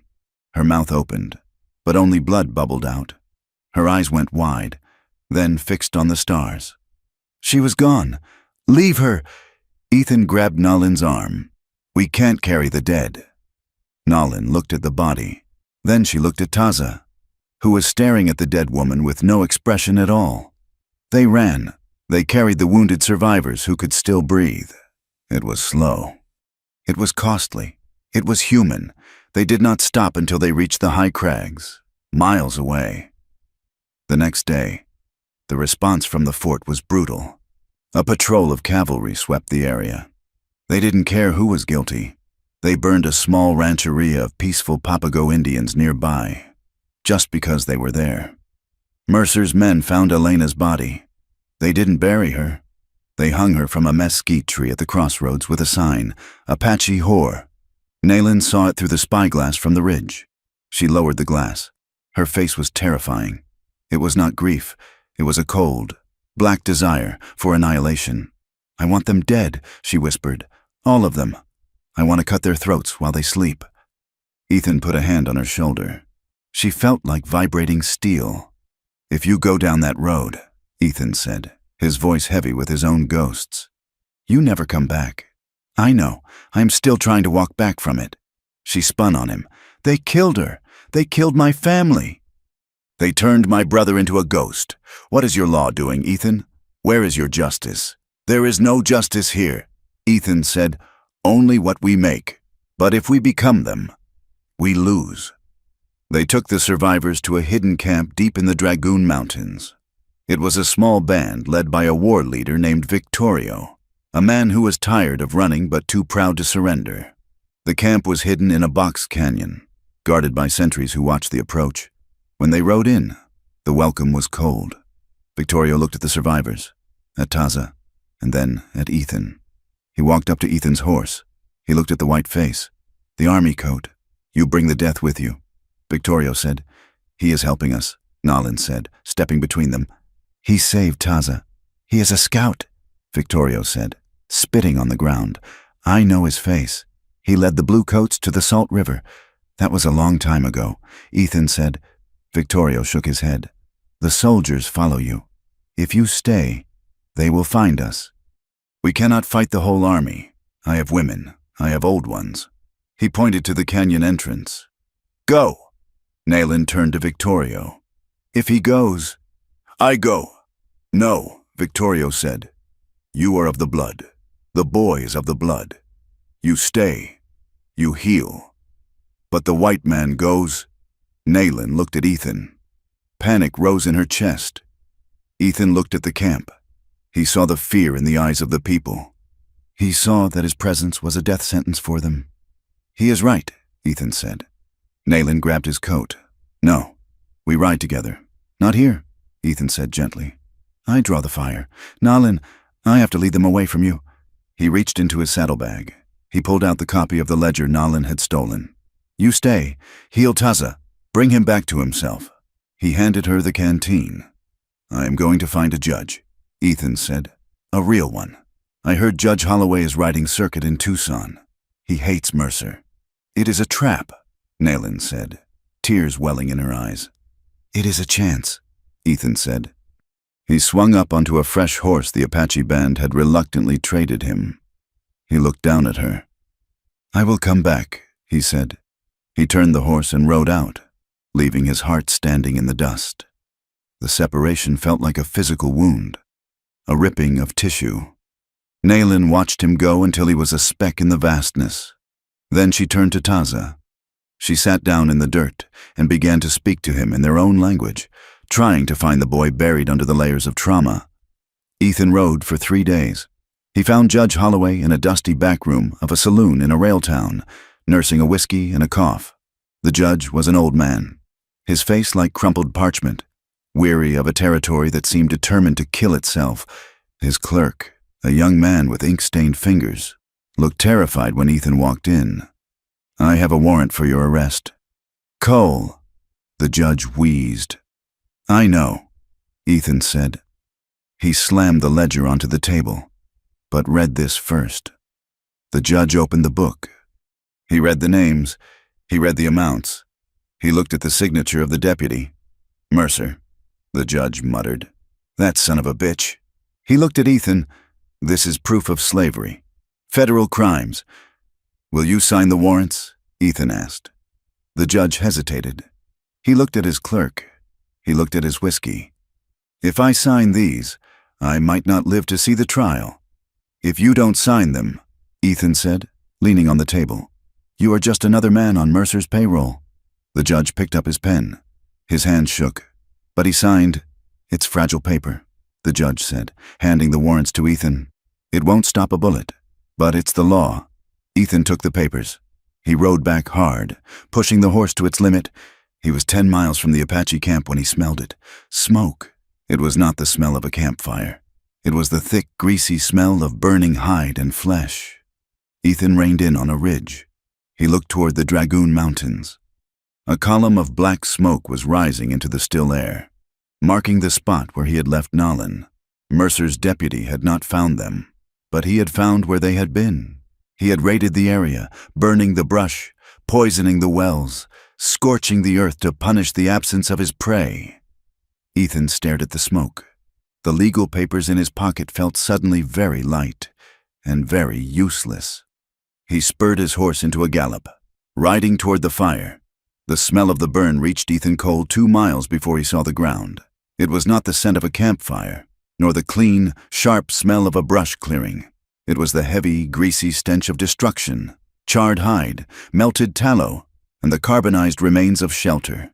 When he crested the ridge, the devastation lay below him like a black scar on the earth. The hidden camp in the Dragoon foothills was gone, where wickiups had stood. There were only circles of ash and twisted blackened poles pointing at the sky like accusing fingers. Ethan rode down slowly, his chest tight with a dread that felt like a physical weight. The silence was absolute. No dogs barked, no birds sang. The deputy's men had done their work with a thoroughness that spoke of hate, not just duty. He dismounted and walked through the ruin. He found a broken grinding stone, a child's doll made of corn husks that had been trampled into the mud, and the carcass of a mule shot through the head. But he found no bodies of people. He knelt in the ash, looking for sign. The ground was a mess of hoof prints, shod horses, heavy and aggressive, overlaid with the lighter. Frantic tracks of moccasins fleeing. They had run, they had scattered like quail before a hawk. Ethan found a single set of tracks that he recognized. The print was small, the heel striking deep. Nahlin. She had been carrying weight. He remounted and turned his horse toward the high peaks. The tracks led up, into the cruel vertical country where horses broke their legs and white men lost their lungs. It was a climb into thin air and sharp stone, a place of no mercy. He tracked them for 2 days. The air grew cold, biting through his duster. The pine trees thinned out, replaced by jagged granite and wind-scoured scrub. He found them in a fissure of rock near the timberline. They were huddled together for warmth. Nahlin, Taza, Maria Lujan, and the 3 other women they had pulled from the wagon. They looked less like people and more like parts of the mountain, gray with dust and shivering with a bone-deep cold. Ethan whistled low, a bob-white call. Before he approached, Naylin appeared from behind a boulder. She held a Winchester rifle, taken, he assumed, from the ambush at the wagon, leveled at his chest. Her finger was tight on the trigger. "It is me," Ethan said, holding his hands out, palms open. She did not lower the gun immediately. Her eyes scanned him, checking the trail behind him, checking the sky. She was changed. The terrified girl who had begged for a ride in the ravine was gone. In her place was a woman who had seen her world burn twice. Her face was gaunt, the skin pulled tight over her cheekbones, and her eyes were hard, polished stones that reflected everything but absorbed nothing. She lowered the rifle slowly. "You are alone?" she asked. Her voice was raspy from the altitude. "I am alone," Ethan said. He dismounted and walked to her. He wanted to hold her, but the air around her felt charged, brittle. He stopped a foot away. "The camp?" she asked. "Gone," Ethan said, "but no bodies. They ran." Naylin nodded. It was a small mercy, but mercy nonetheless. Ethan looked past her to where Taza sat. The boy was wrapped in a torn blanket, staring at a patch of lichen on the rock. He did not look up. He was alive, but his spirit seemed to have retreated deep inside, hiding in a place where no one could touch him. "I have the warrants," Ethan said, tapping his chest pocket. "Judge Holloway signed them, but we have to go back down. We have to go to Tucson." "To the wolves?" Naylin asked. "To the court," Ethan said. "It is a federal hearing. If we testify, if we put the ledger in the record, Mercer loses his protection." Naylin looked at the shivering women. She looked at Taza. "The law is a weapon they use against us," she said. Ethan nodded. "Then let us take the gun out of their hands and use it." They descended the mountain in silence.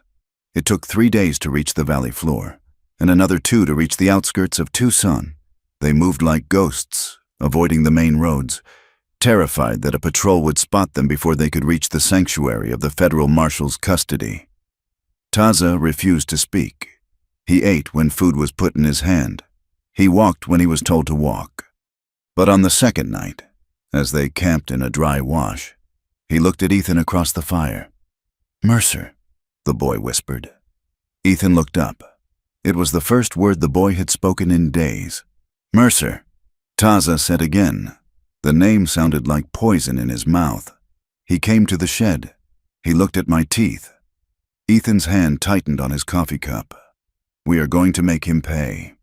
"Taza," Ethan said. Taza looked at the fire. "You cannot kill him with paper." Ethan had no answer for that.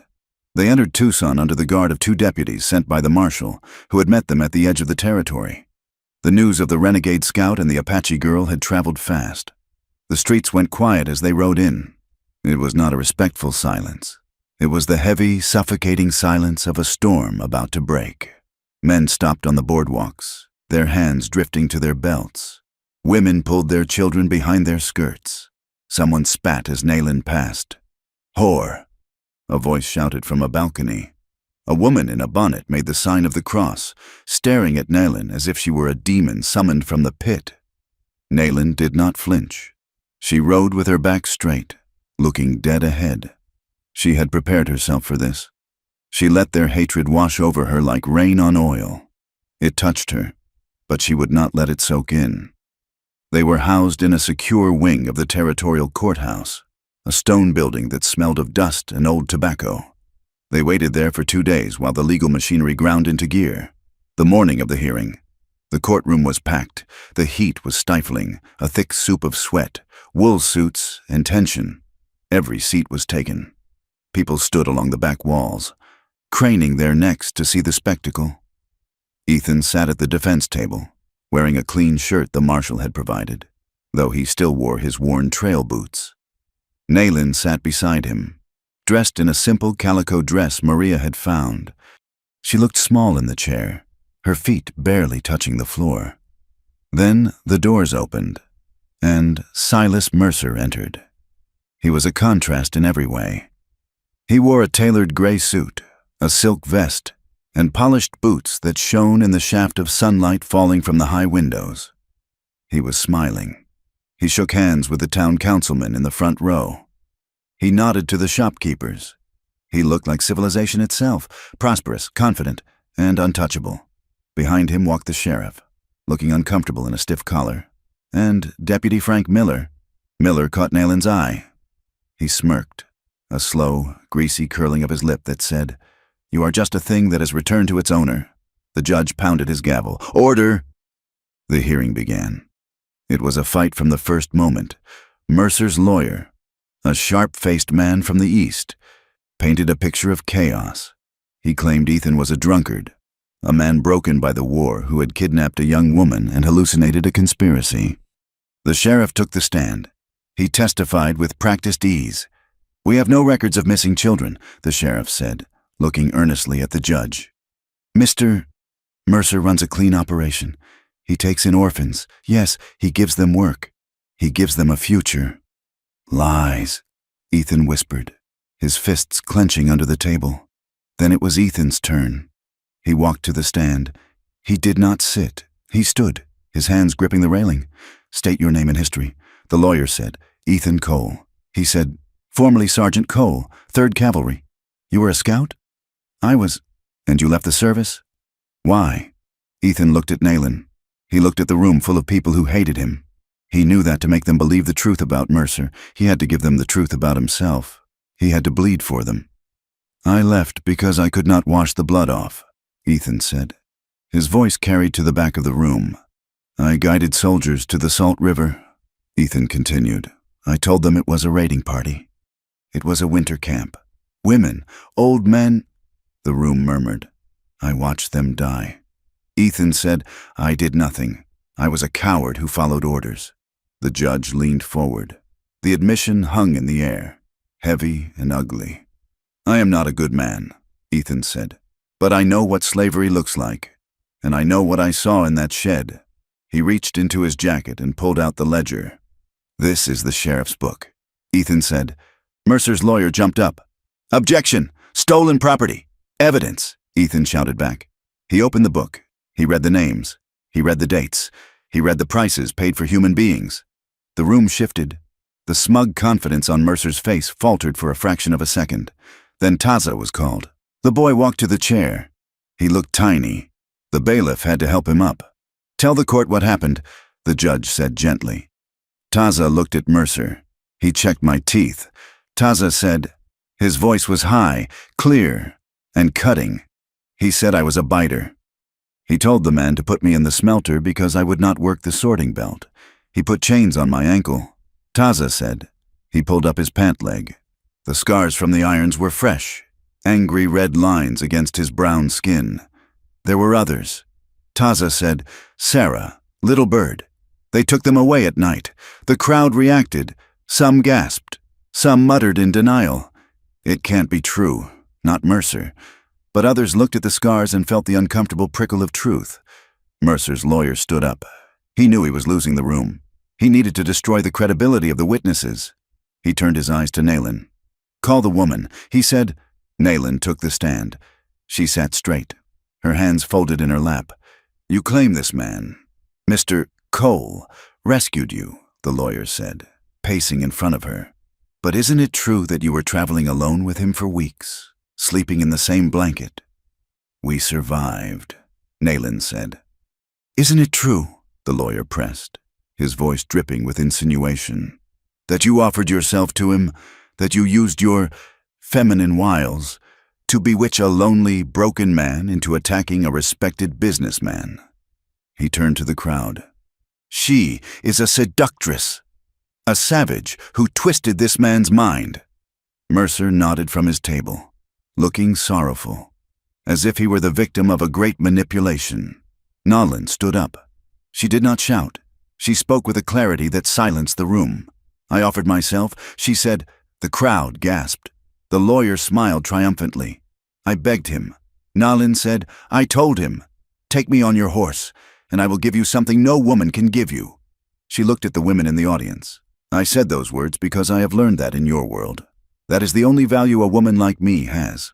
I have learned that men do not listen to pleas for mercy. They listen to offers of flesh." She turned to look at Ethan. He refused. She said, "He gave me water. He gave me his coat. He fought for me. and he never took what I offered." She turned back to Mercer. Her eyes burned him. "The savagery is not in my blood." She said, "It is in yours. It is in what you did to me and to the children you sold. You are the animal, Mr. Mercer. You just wear a better suit." The silence that followed was absolute.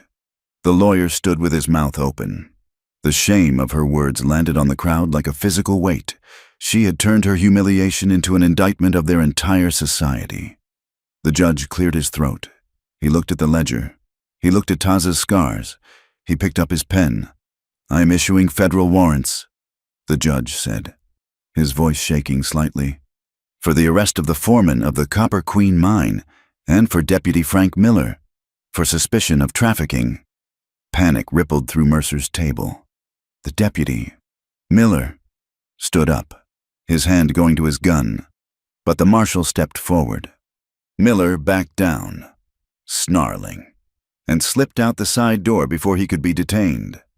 Mercer stood up. "This is an outrage," he declared. "I will appeal to the governor. Court is adjourned." The judge banged the gavel, but the victory was only on paper. As night fell, the town turned dangerous. The panic had set in among Mercer's men. They needed to erase the evidence before the federal warrants could be executed in the morning. From the window of the boarding house where the marshal had placed them, Ethan saw the glow of fire in the distance. "They are burning the records shed at the mine," Ethan said. "It is starting," Nayland said. At midnight, the attack came. There was no warning. The glass of the front window shattered.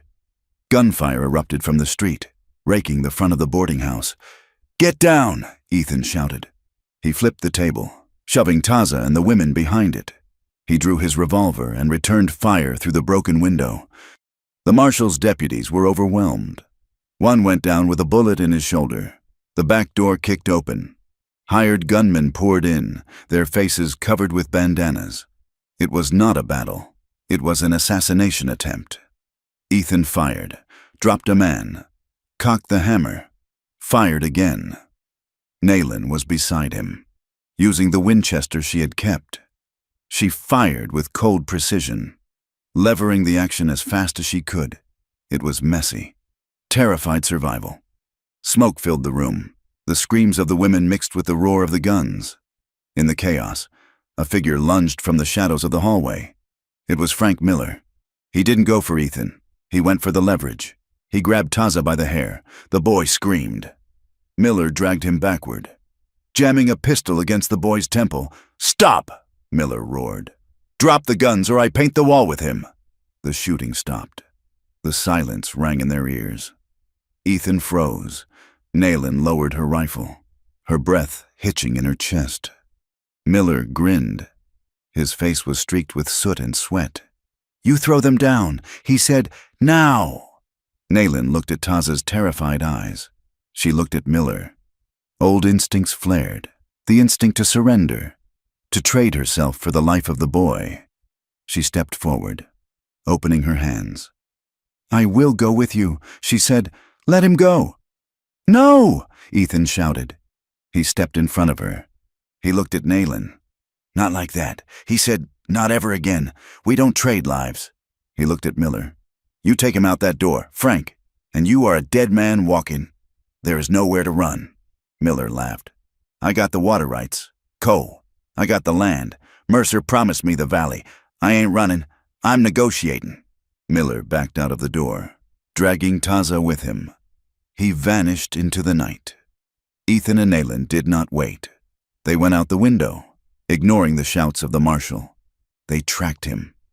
The trail led out of town, away from the mine, toward the old abandoned homesteads in the ravine, the place where the water rights war had started years ago.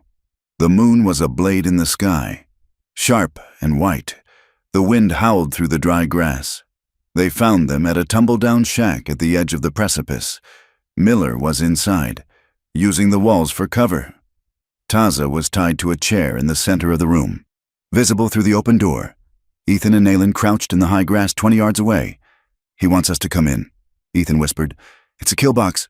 "I go left," Nayland said. "You go right." Ethan nodded. "Be fast." He stood up. "Miller," he shouted, "let the boy go. It's over. Mercer is done." Miller's voice floated out. "Mercer might be done, but I'm rich. Coal. This land is gold. The water is gold. We drive the Apaches out, and every drop belongs to us. That's the plan. It always was." Ethan moved as he spoke, drifting to the right. "I'll give you a deal." "Frank," Ethan yelled. "You walk away. You leave the boy, I won't shoot you in the back." Miller laughed. "A deal? From a traitor scout? I'd rather kill you and take the reward." Miller leaned out the window, firing at Ethan's voice. Naylin broke cover on the left. She sprinted toward the door, low and fast. Miller saw her. He swung his gun. Ethan broke cover, firing as he ran. His bullet hit the wood frame near Miller's head, forcing him to duck. Naylin hit the door. She didn't stop. She dove into the room, rolling across the floor. Miller spun around, raising his gun at her. Naylin kicked out, her boot connecting with his knee. Miller buckled, cursing. Ethan burst through the door. Miller fired wild. The bullet tore through the sleeve of Ethan's coat, grazing his arm. Ethan didn't stop. He tackled Miller, driving him back against the rotting wall. They crashed through the wood, spilling out onto the dirt of the porch. It was a brutal, ugly fight. There was no technique. It was fists and knees and desperation. Miller was strong. Fueled by greed and rage, he punched Ethan in the jaw, stunning him. He reached for his fallen gun. Naylin was there. She picked up a heavy rock from the ground. She brought it down on Miller's hand just as his fingers touched the steel. Bones crunched. Miller screamed. He rolled over, pulling a knife from his boot with his good hand. He slashed at Naylin, cutting her skirt, drawing a line of blood on her thigh. Ethan roared. He lunged, grabbing Miller's wrist. He twisted it, using the leverage of his body weight. They grappled in the dust, rolling toward the edge of the ravine. Miller's eyes were wild. "I'll kill you! I'll kill all of you!" Ethan looked at the man. He saw the pure, unadulterated hate. He saw the man who had hunted Naylin like an animal, who had chained children in a shed. Ethan didn't hesitate. He drove his knee into Miller's chest, knocking the wind out of him. Then he grabbed the knife hand and drove it down. The blade went into Miller's chest. Miller gasped. His eyes went wide. He stared at Ethan, then up at the moon. The hate drained out of his face, replaced by a sudden, blank surprise. He went limp. Ethan rolled off him. He lay in the dirt, chest heaving, blood dripping from his arm. Naylin crawled to him. She touched his face. "It is done," she whispered. They went back into the shack. Naylin cut Taza loose. The boy fell into her arms, sobbing, great, heaving sobs that finally broke the dam of his silence. Ethan stood in the doorway, watching them. He looked at the dead deputy in the dirt. It wasn't a triumph. It was just final. It was sickening. They walked back toward the town as dawn broke. But as they neared the outskirts, they saw the crowd. Mercer was there, standing on a wagon. He was shouting to a mob of armed men. "Look!" Mercer yelled, pointing at Ethan and Naylin as they emerged from the brush. "They have killed a deputy! They murdered Frank Miller!" The mob roared. The nuance of the courtroom, the testimony, the ledger, it all vanished in the face of fresh blood. "See?" Mercer shouted. "They are killers! They are savages!" Ethan stopped. He held Naylin and Taza back. They didn't see a rescue. They didn't see justice. They saw a white man dead and an Apache standing over him. "We can't go back in," Ethan said. "The warrants won't protect us now." Naylin looked at the mob. She looked at Ethan. "We are fugitives again," she said. Ethan took her hand. He took Taza's hand. "Then we'd run," he said. Mercer was organizing the men into a line. A full-scale manhunt was forming. The law had sparked a moment of justice in that courtroom, but it was too weak a flame to hold back the darkness of hatred. They turned back toward the mountains, toward the high, cold places where the law could not follow, but where they would have to live as ghosts to survive. The wind did not howl in the high country. It screamed. It came down from the peaks of the Mongolian rim with a razor edge, stripping the heat from the land and turning the breath in a man's lungs to ice. Winter had not just arrived. It had laid siege to the territory. Ethan Cole, Nalin, Taza, and the 3 remaining women from the rescue huddled in an abandoned trapping cabin nestled in a fissure of gray granite. It was a rough structure. Logs chinked with mud that had long since cracked, letting the drafts hiss through like snakes. Outside, the snow was 3 feet deep and drifting higher, sealing the passes and turning the world into a blinding sheet of white. Hunger was a constant, gnawing presence. It sat with them in the circle around the small, smokeless fire Ethan tended with obsessive care. They boiled pine needle tea and ate a slurry made from the last of the cornmeal and snow. Every sound outside, the crack of a frozen branch, the thud of a snow load shifting, sounded like a rifle hammer being cocked. Under the crushing weight of stress and starvation, the bond between Ethan and Nalin did not fracture. It hardened, like iron quenched in snow. It lived in the tiny moments that the cold forced upon them. Ethan sat by the fire, rubbing grease into the action of his Winchester. His hands were stiff, the knuckles raw and cracked from the cold. Nalin moved to him. She did not speak. She simply took his hands in hers. Her skin was rough, but her warmth was startling. She rubbed his hands between hers, bringing the blood back to his fingers. Ethan looked at her. In the dim light, with hollows under her cheekbones and her hair braided tight against the wind, she was the most beautiful thing he had ever seen. Not because she was pretty, but because she was there. She was alive. He leaned forward, pressing his forehead against hers. It was a quiet kiss, not on the lips, but a sharing of breath, a mingling of the small amount of heat they had left. "We will not starve," he whispered. "I will find a deer tomorrow." Nalin nodded against his skin. "I know." Taza watched them from the corner. The boy had changed. The terror that had locked his jaw in the courtroom had been replaced by a watchful, feral silence. He shadowed Nalin everywhere. If she moved to the door, he was there.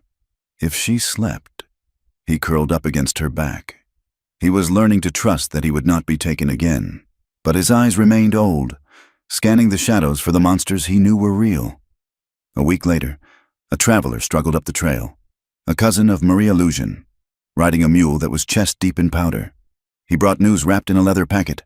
"Mercer is free," the man said, warming his hands by their fire. He was questioned. "Yes, but he has dined with the governor 3 times since the hearing. They say the evidence was circumstantial." Ethan felt the rage rise in his throat like bile. The ledger, the testimony, the scars on Taza's legs, circumstantial. "The judge?" Ethan asked. The man shook his head. "Judge Holloway has retired. A sudden illness, they say, after a brick was thrown through his window with a note wrapped around it. The witnesses you left in town, 2 have vanished. The others have changed their stories. They say they were confused. They say they were coached by the Apache woman. Justice was crumbling. Fear was doing the work that money started." That night, Ethan sat cleaning his revolver. He spun the cylinder. 1 bullet. That was all it would take. He could ride down, find Mercer in his silk vest, and put a piece of lead in his heart. It would be over. Nalin watched him. She knew what he was thinking. "I dream of it," she said softly. Ethan stopped spinning the cylinder. "In my sleep, I walk into his house." Nalin said, "I take my knife, I cut him, and I feel good, I feel light." She looked at her hands, ashamed. "But if we do that," Ethan said, his voice heavy, "we prove them right. We become the savages they say we are. And Taza learns that blood is the only law. We have to finish it the right way," Nalin said. "Or we die trying."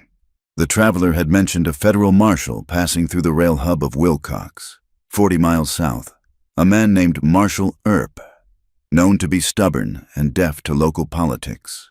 It was their final play, undeniable proof, delivered to a man who couldn't be bought, outside of Mercer's immediate kingdom.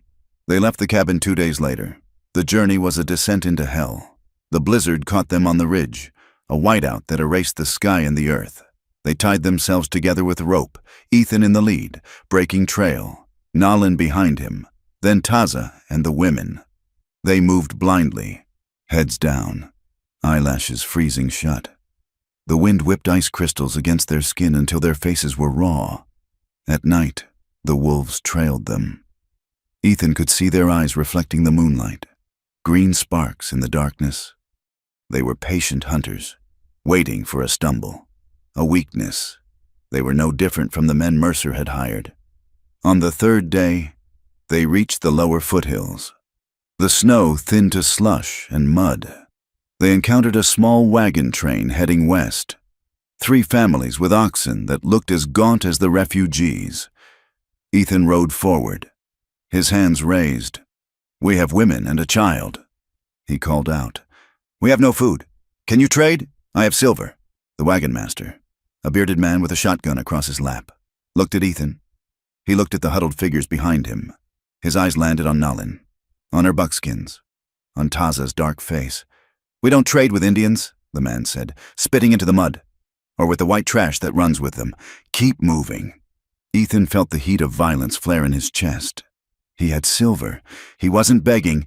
"Please." One of the women from the rescue stepped forward. Her name was Sarah.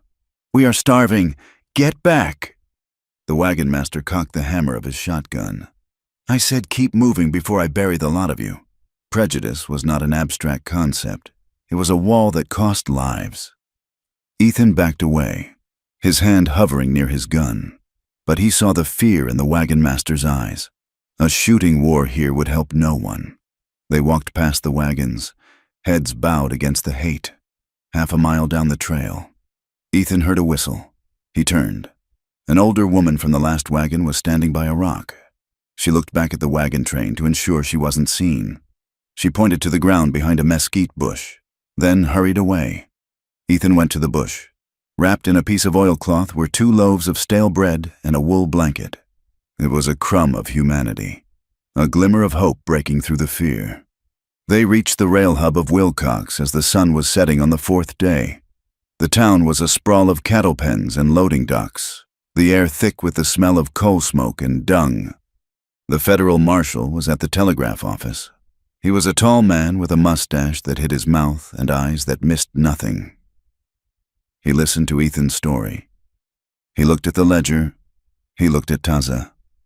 "I've heard of you." "Cole," the marshal said. "The army wants you hung. Mercer wants you shot. You are making a lot of noise for a dead man."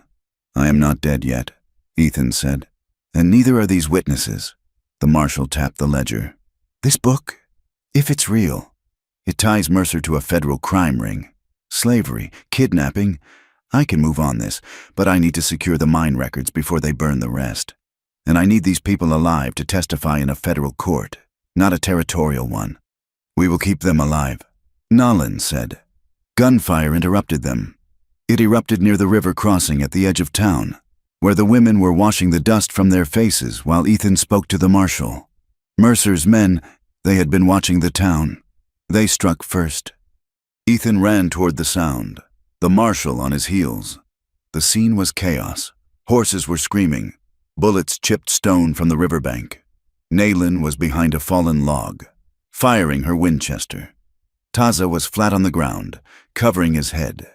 Sarah, the woman who had pleaded for bread, was standing over Taza, trying to shield him with her body.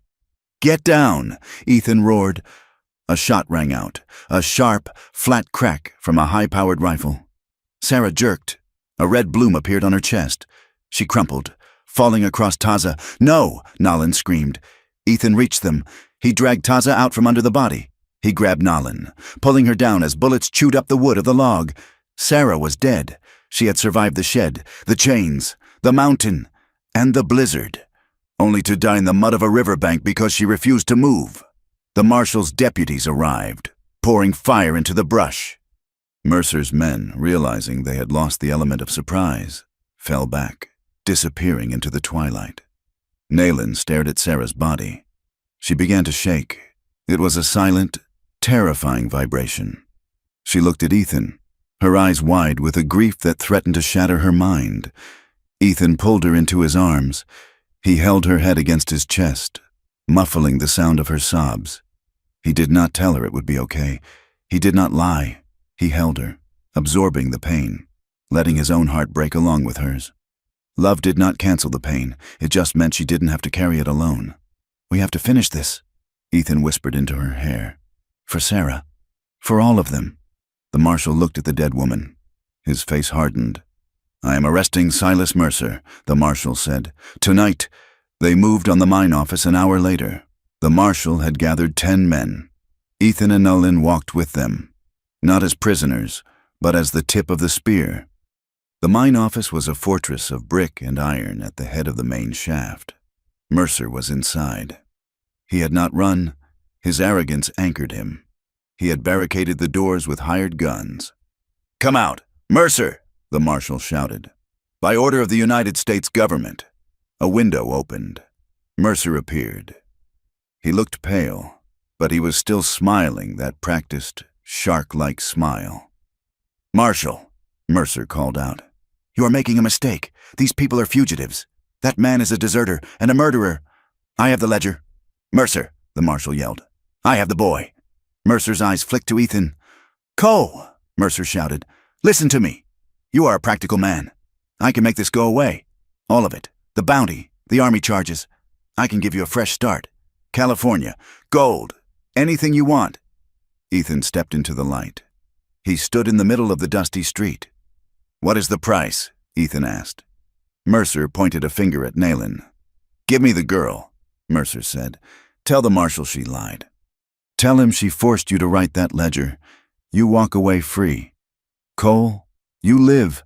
The offer hung in the air. It was spoken like it was reasonable. Just one Apache woman for a life of freedom. Ethan looked at Mercer. Then he looked at Nayland. He saw the woman who had saved him as much as he had saved her. He saw the truth. "I don't trade souls," Ethan said. His voice was not loud, but it carried to every man with a gun. "And I don't deal with slavers." Mercer's smile vanished. "Kill them!" he screamed. The street exploded. It was not a glamorous duel. It was a frantic, terrifying storm of lead. Shotguns roared, rifles cracked. Men shouted in pain and confusion. Ethan shoved Nolan behind a water trough and began firing. He saw a man on the roof and dropped him. Splinters of wood stung his face. The marshal's men pushed forward. They breached the front door. Ethan and Nolan followed. The inside of the office was filled with smoke. Mercer was trying to stuff papers into a pot-belly stove. He turned, holding a derringer. Ethan didn't hesitate. He fired. The bullet struck Mercer in the shoulder, spinning him around. He fell, the little gun clattering across the floor. The room went silent, save for the heavy breathing of the men and the crackle of the burning papers. Ethan walked over to Mercer. He looked down at the man who had caused so much misery. Mercer clutched his bleeding shoulder. Looking up with eyes full of shock, he had never believed the consequences would actually reach him. "It is over," Ethan said. The marshal holstered his gun. He kicked the stove door shut, but it was too late. The primary transfer records were ash. "He is under arrest," the marshal said. They dragged Mercer out. The fight was done, but as the smoke cleared, the cost became visible. One of the marshal's deputies lay dead on the steps. A shopkeeper who had been watching from across the street had been hit by a stray bullet. Mercer was wounded and captured, but his network was vast. The documents were burned. His allies in the capital were still powerful. The hatred that had fueled his operation, the hatred that had killed Sarah, was still alive in the town. Nayland stood on the porch, watching them load Mercer into a wagon. She realized then that justice was not a single moment of victory. It was not a finish line. It was a trail you had to keep walking, even when the ground cut your feet. The marshal walked over to Ethan and Nayland. He looked tired. "I can hold him," the marshal said. "I can get him to trial. But without those papers, it will be a hard fight. And you two?" He looked at the gathering crowd. The townspeople were watching. They didn't look like they had been liberated. They looked angry. "You can't stay here," the marshal said. "The army still has that order. The town still has that hate. If you stay, you become symbols. and symbols get destroyed. He handed Ethan a piece of paper. It was a travel pass, signed by federal authority. Get on a train, the marshal said, or get on a horse, but disappear. Go north. Go where nobody knows the name Silas Mercer. Ethan looked at Nalin. We have Taza, she said. We have the living. They chose to leave. To stay would be to fight a war that could not be won with guns. To leave was to protect Taza, to honor Sarah and the others by keeping the truth alive in the testimony they had already given. They retrieved the roan. He had healed enough to carry a pack, and bought 2 fresh horses with the last of Ethan's money. They rode out before dawn. The town was asleep, or pretending to be. A mile out, on a rise overlooking the valley, they stopped. The sky was turning a pale, bruised purple. The air was cold, but it smelled of sage and new beginnings. Ethan brought his horse alongside Nalin's. He reached out and took her hand. We are running again, he said. No, Nalin said. She squeezed his hand. We are not running. We are riding. She looked at him. The memory of the ravine, of the desperate words she had spoken, hung between them. I will never beg again, she said softly. Ethan looked at her. His thumb brushed the back of her hand. You will never have to, he promised. They leaned toward each other in the dark. It was not a kiss for the gallery.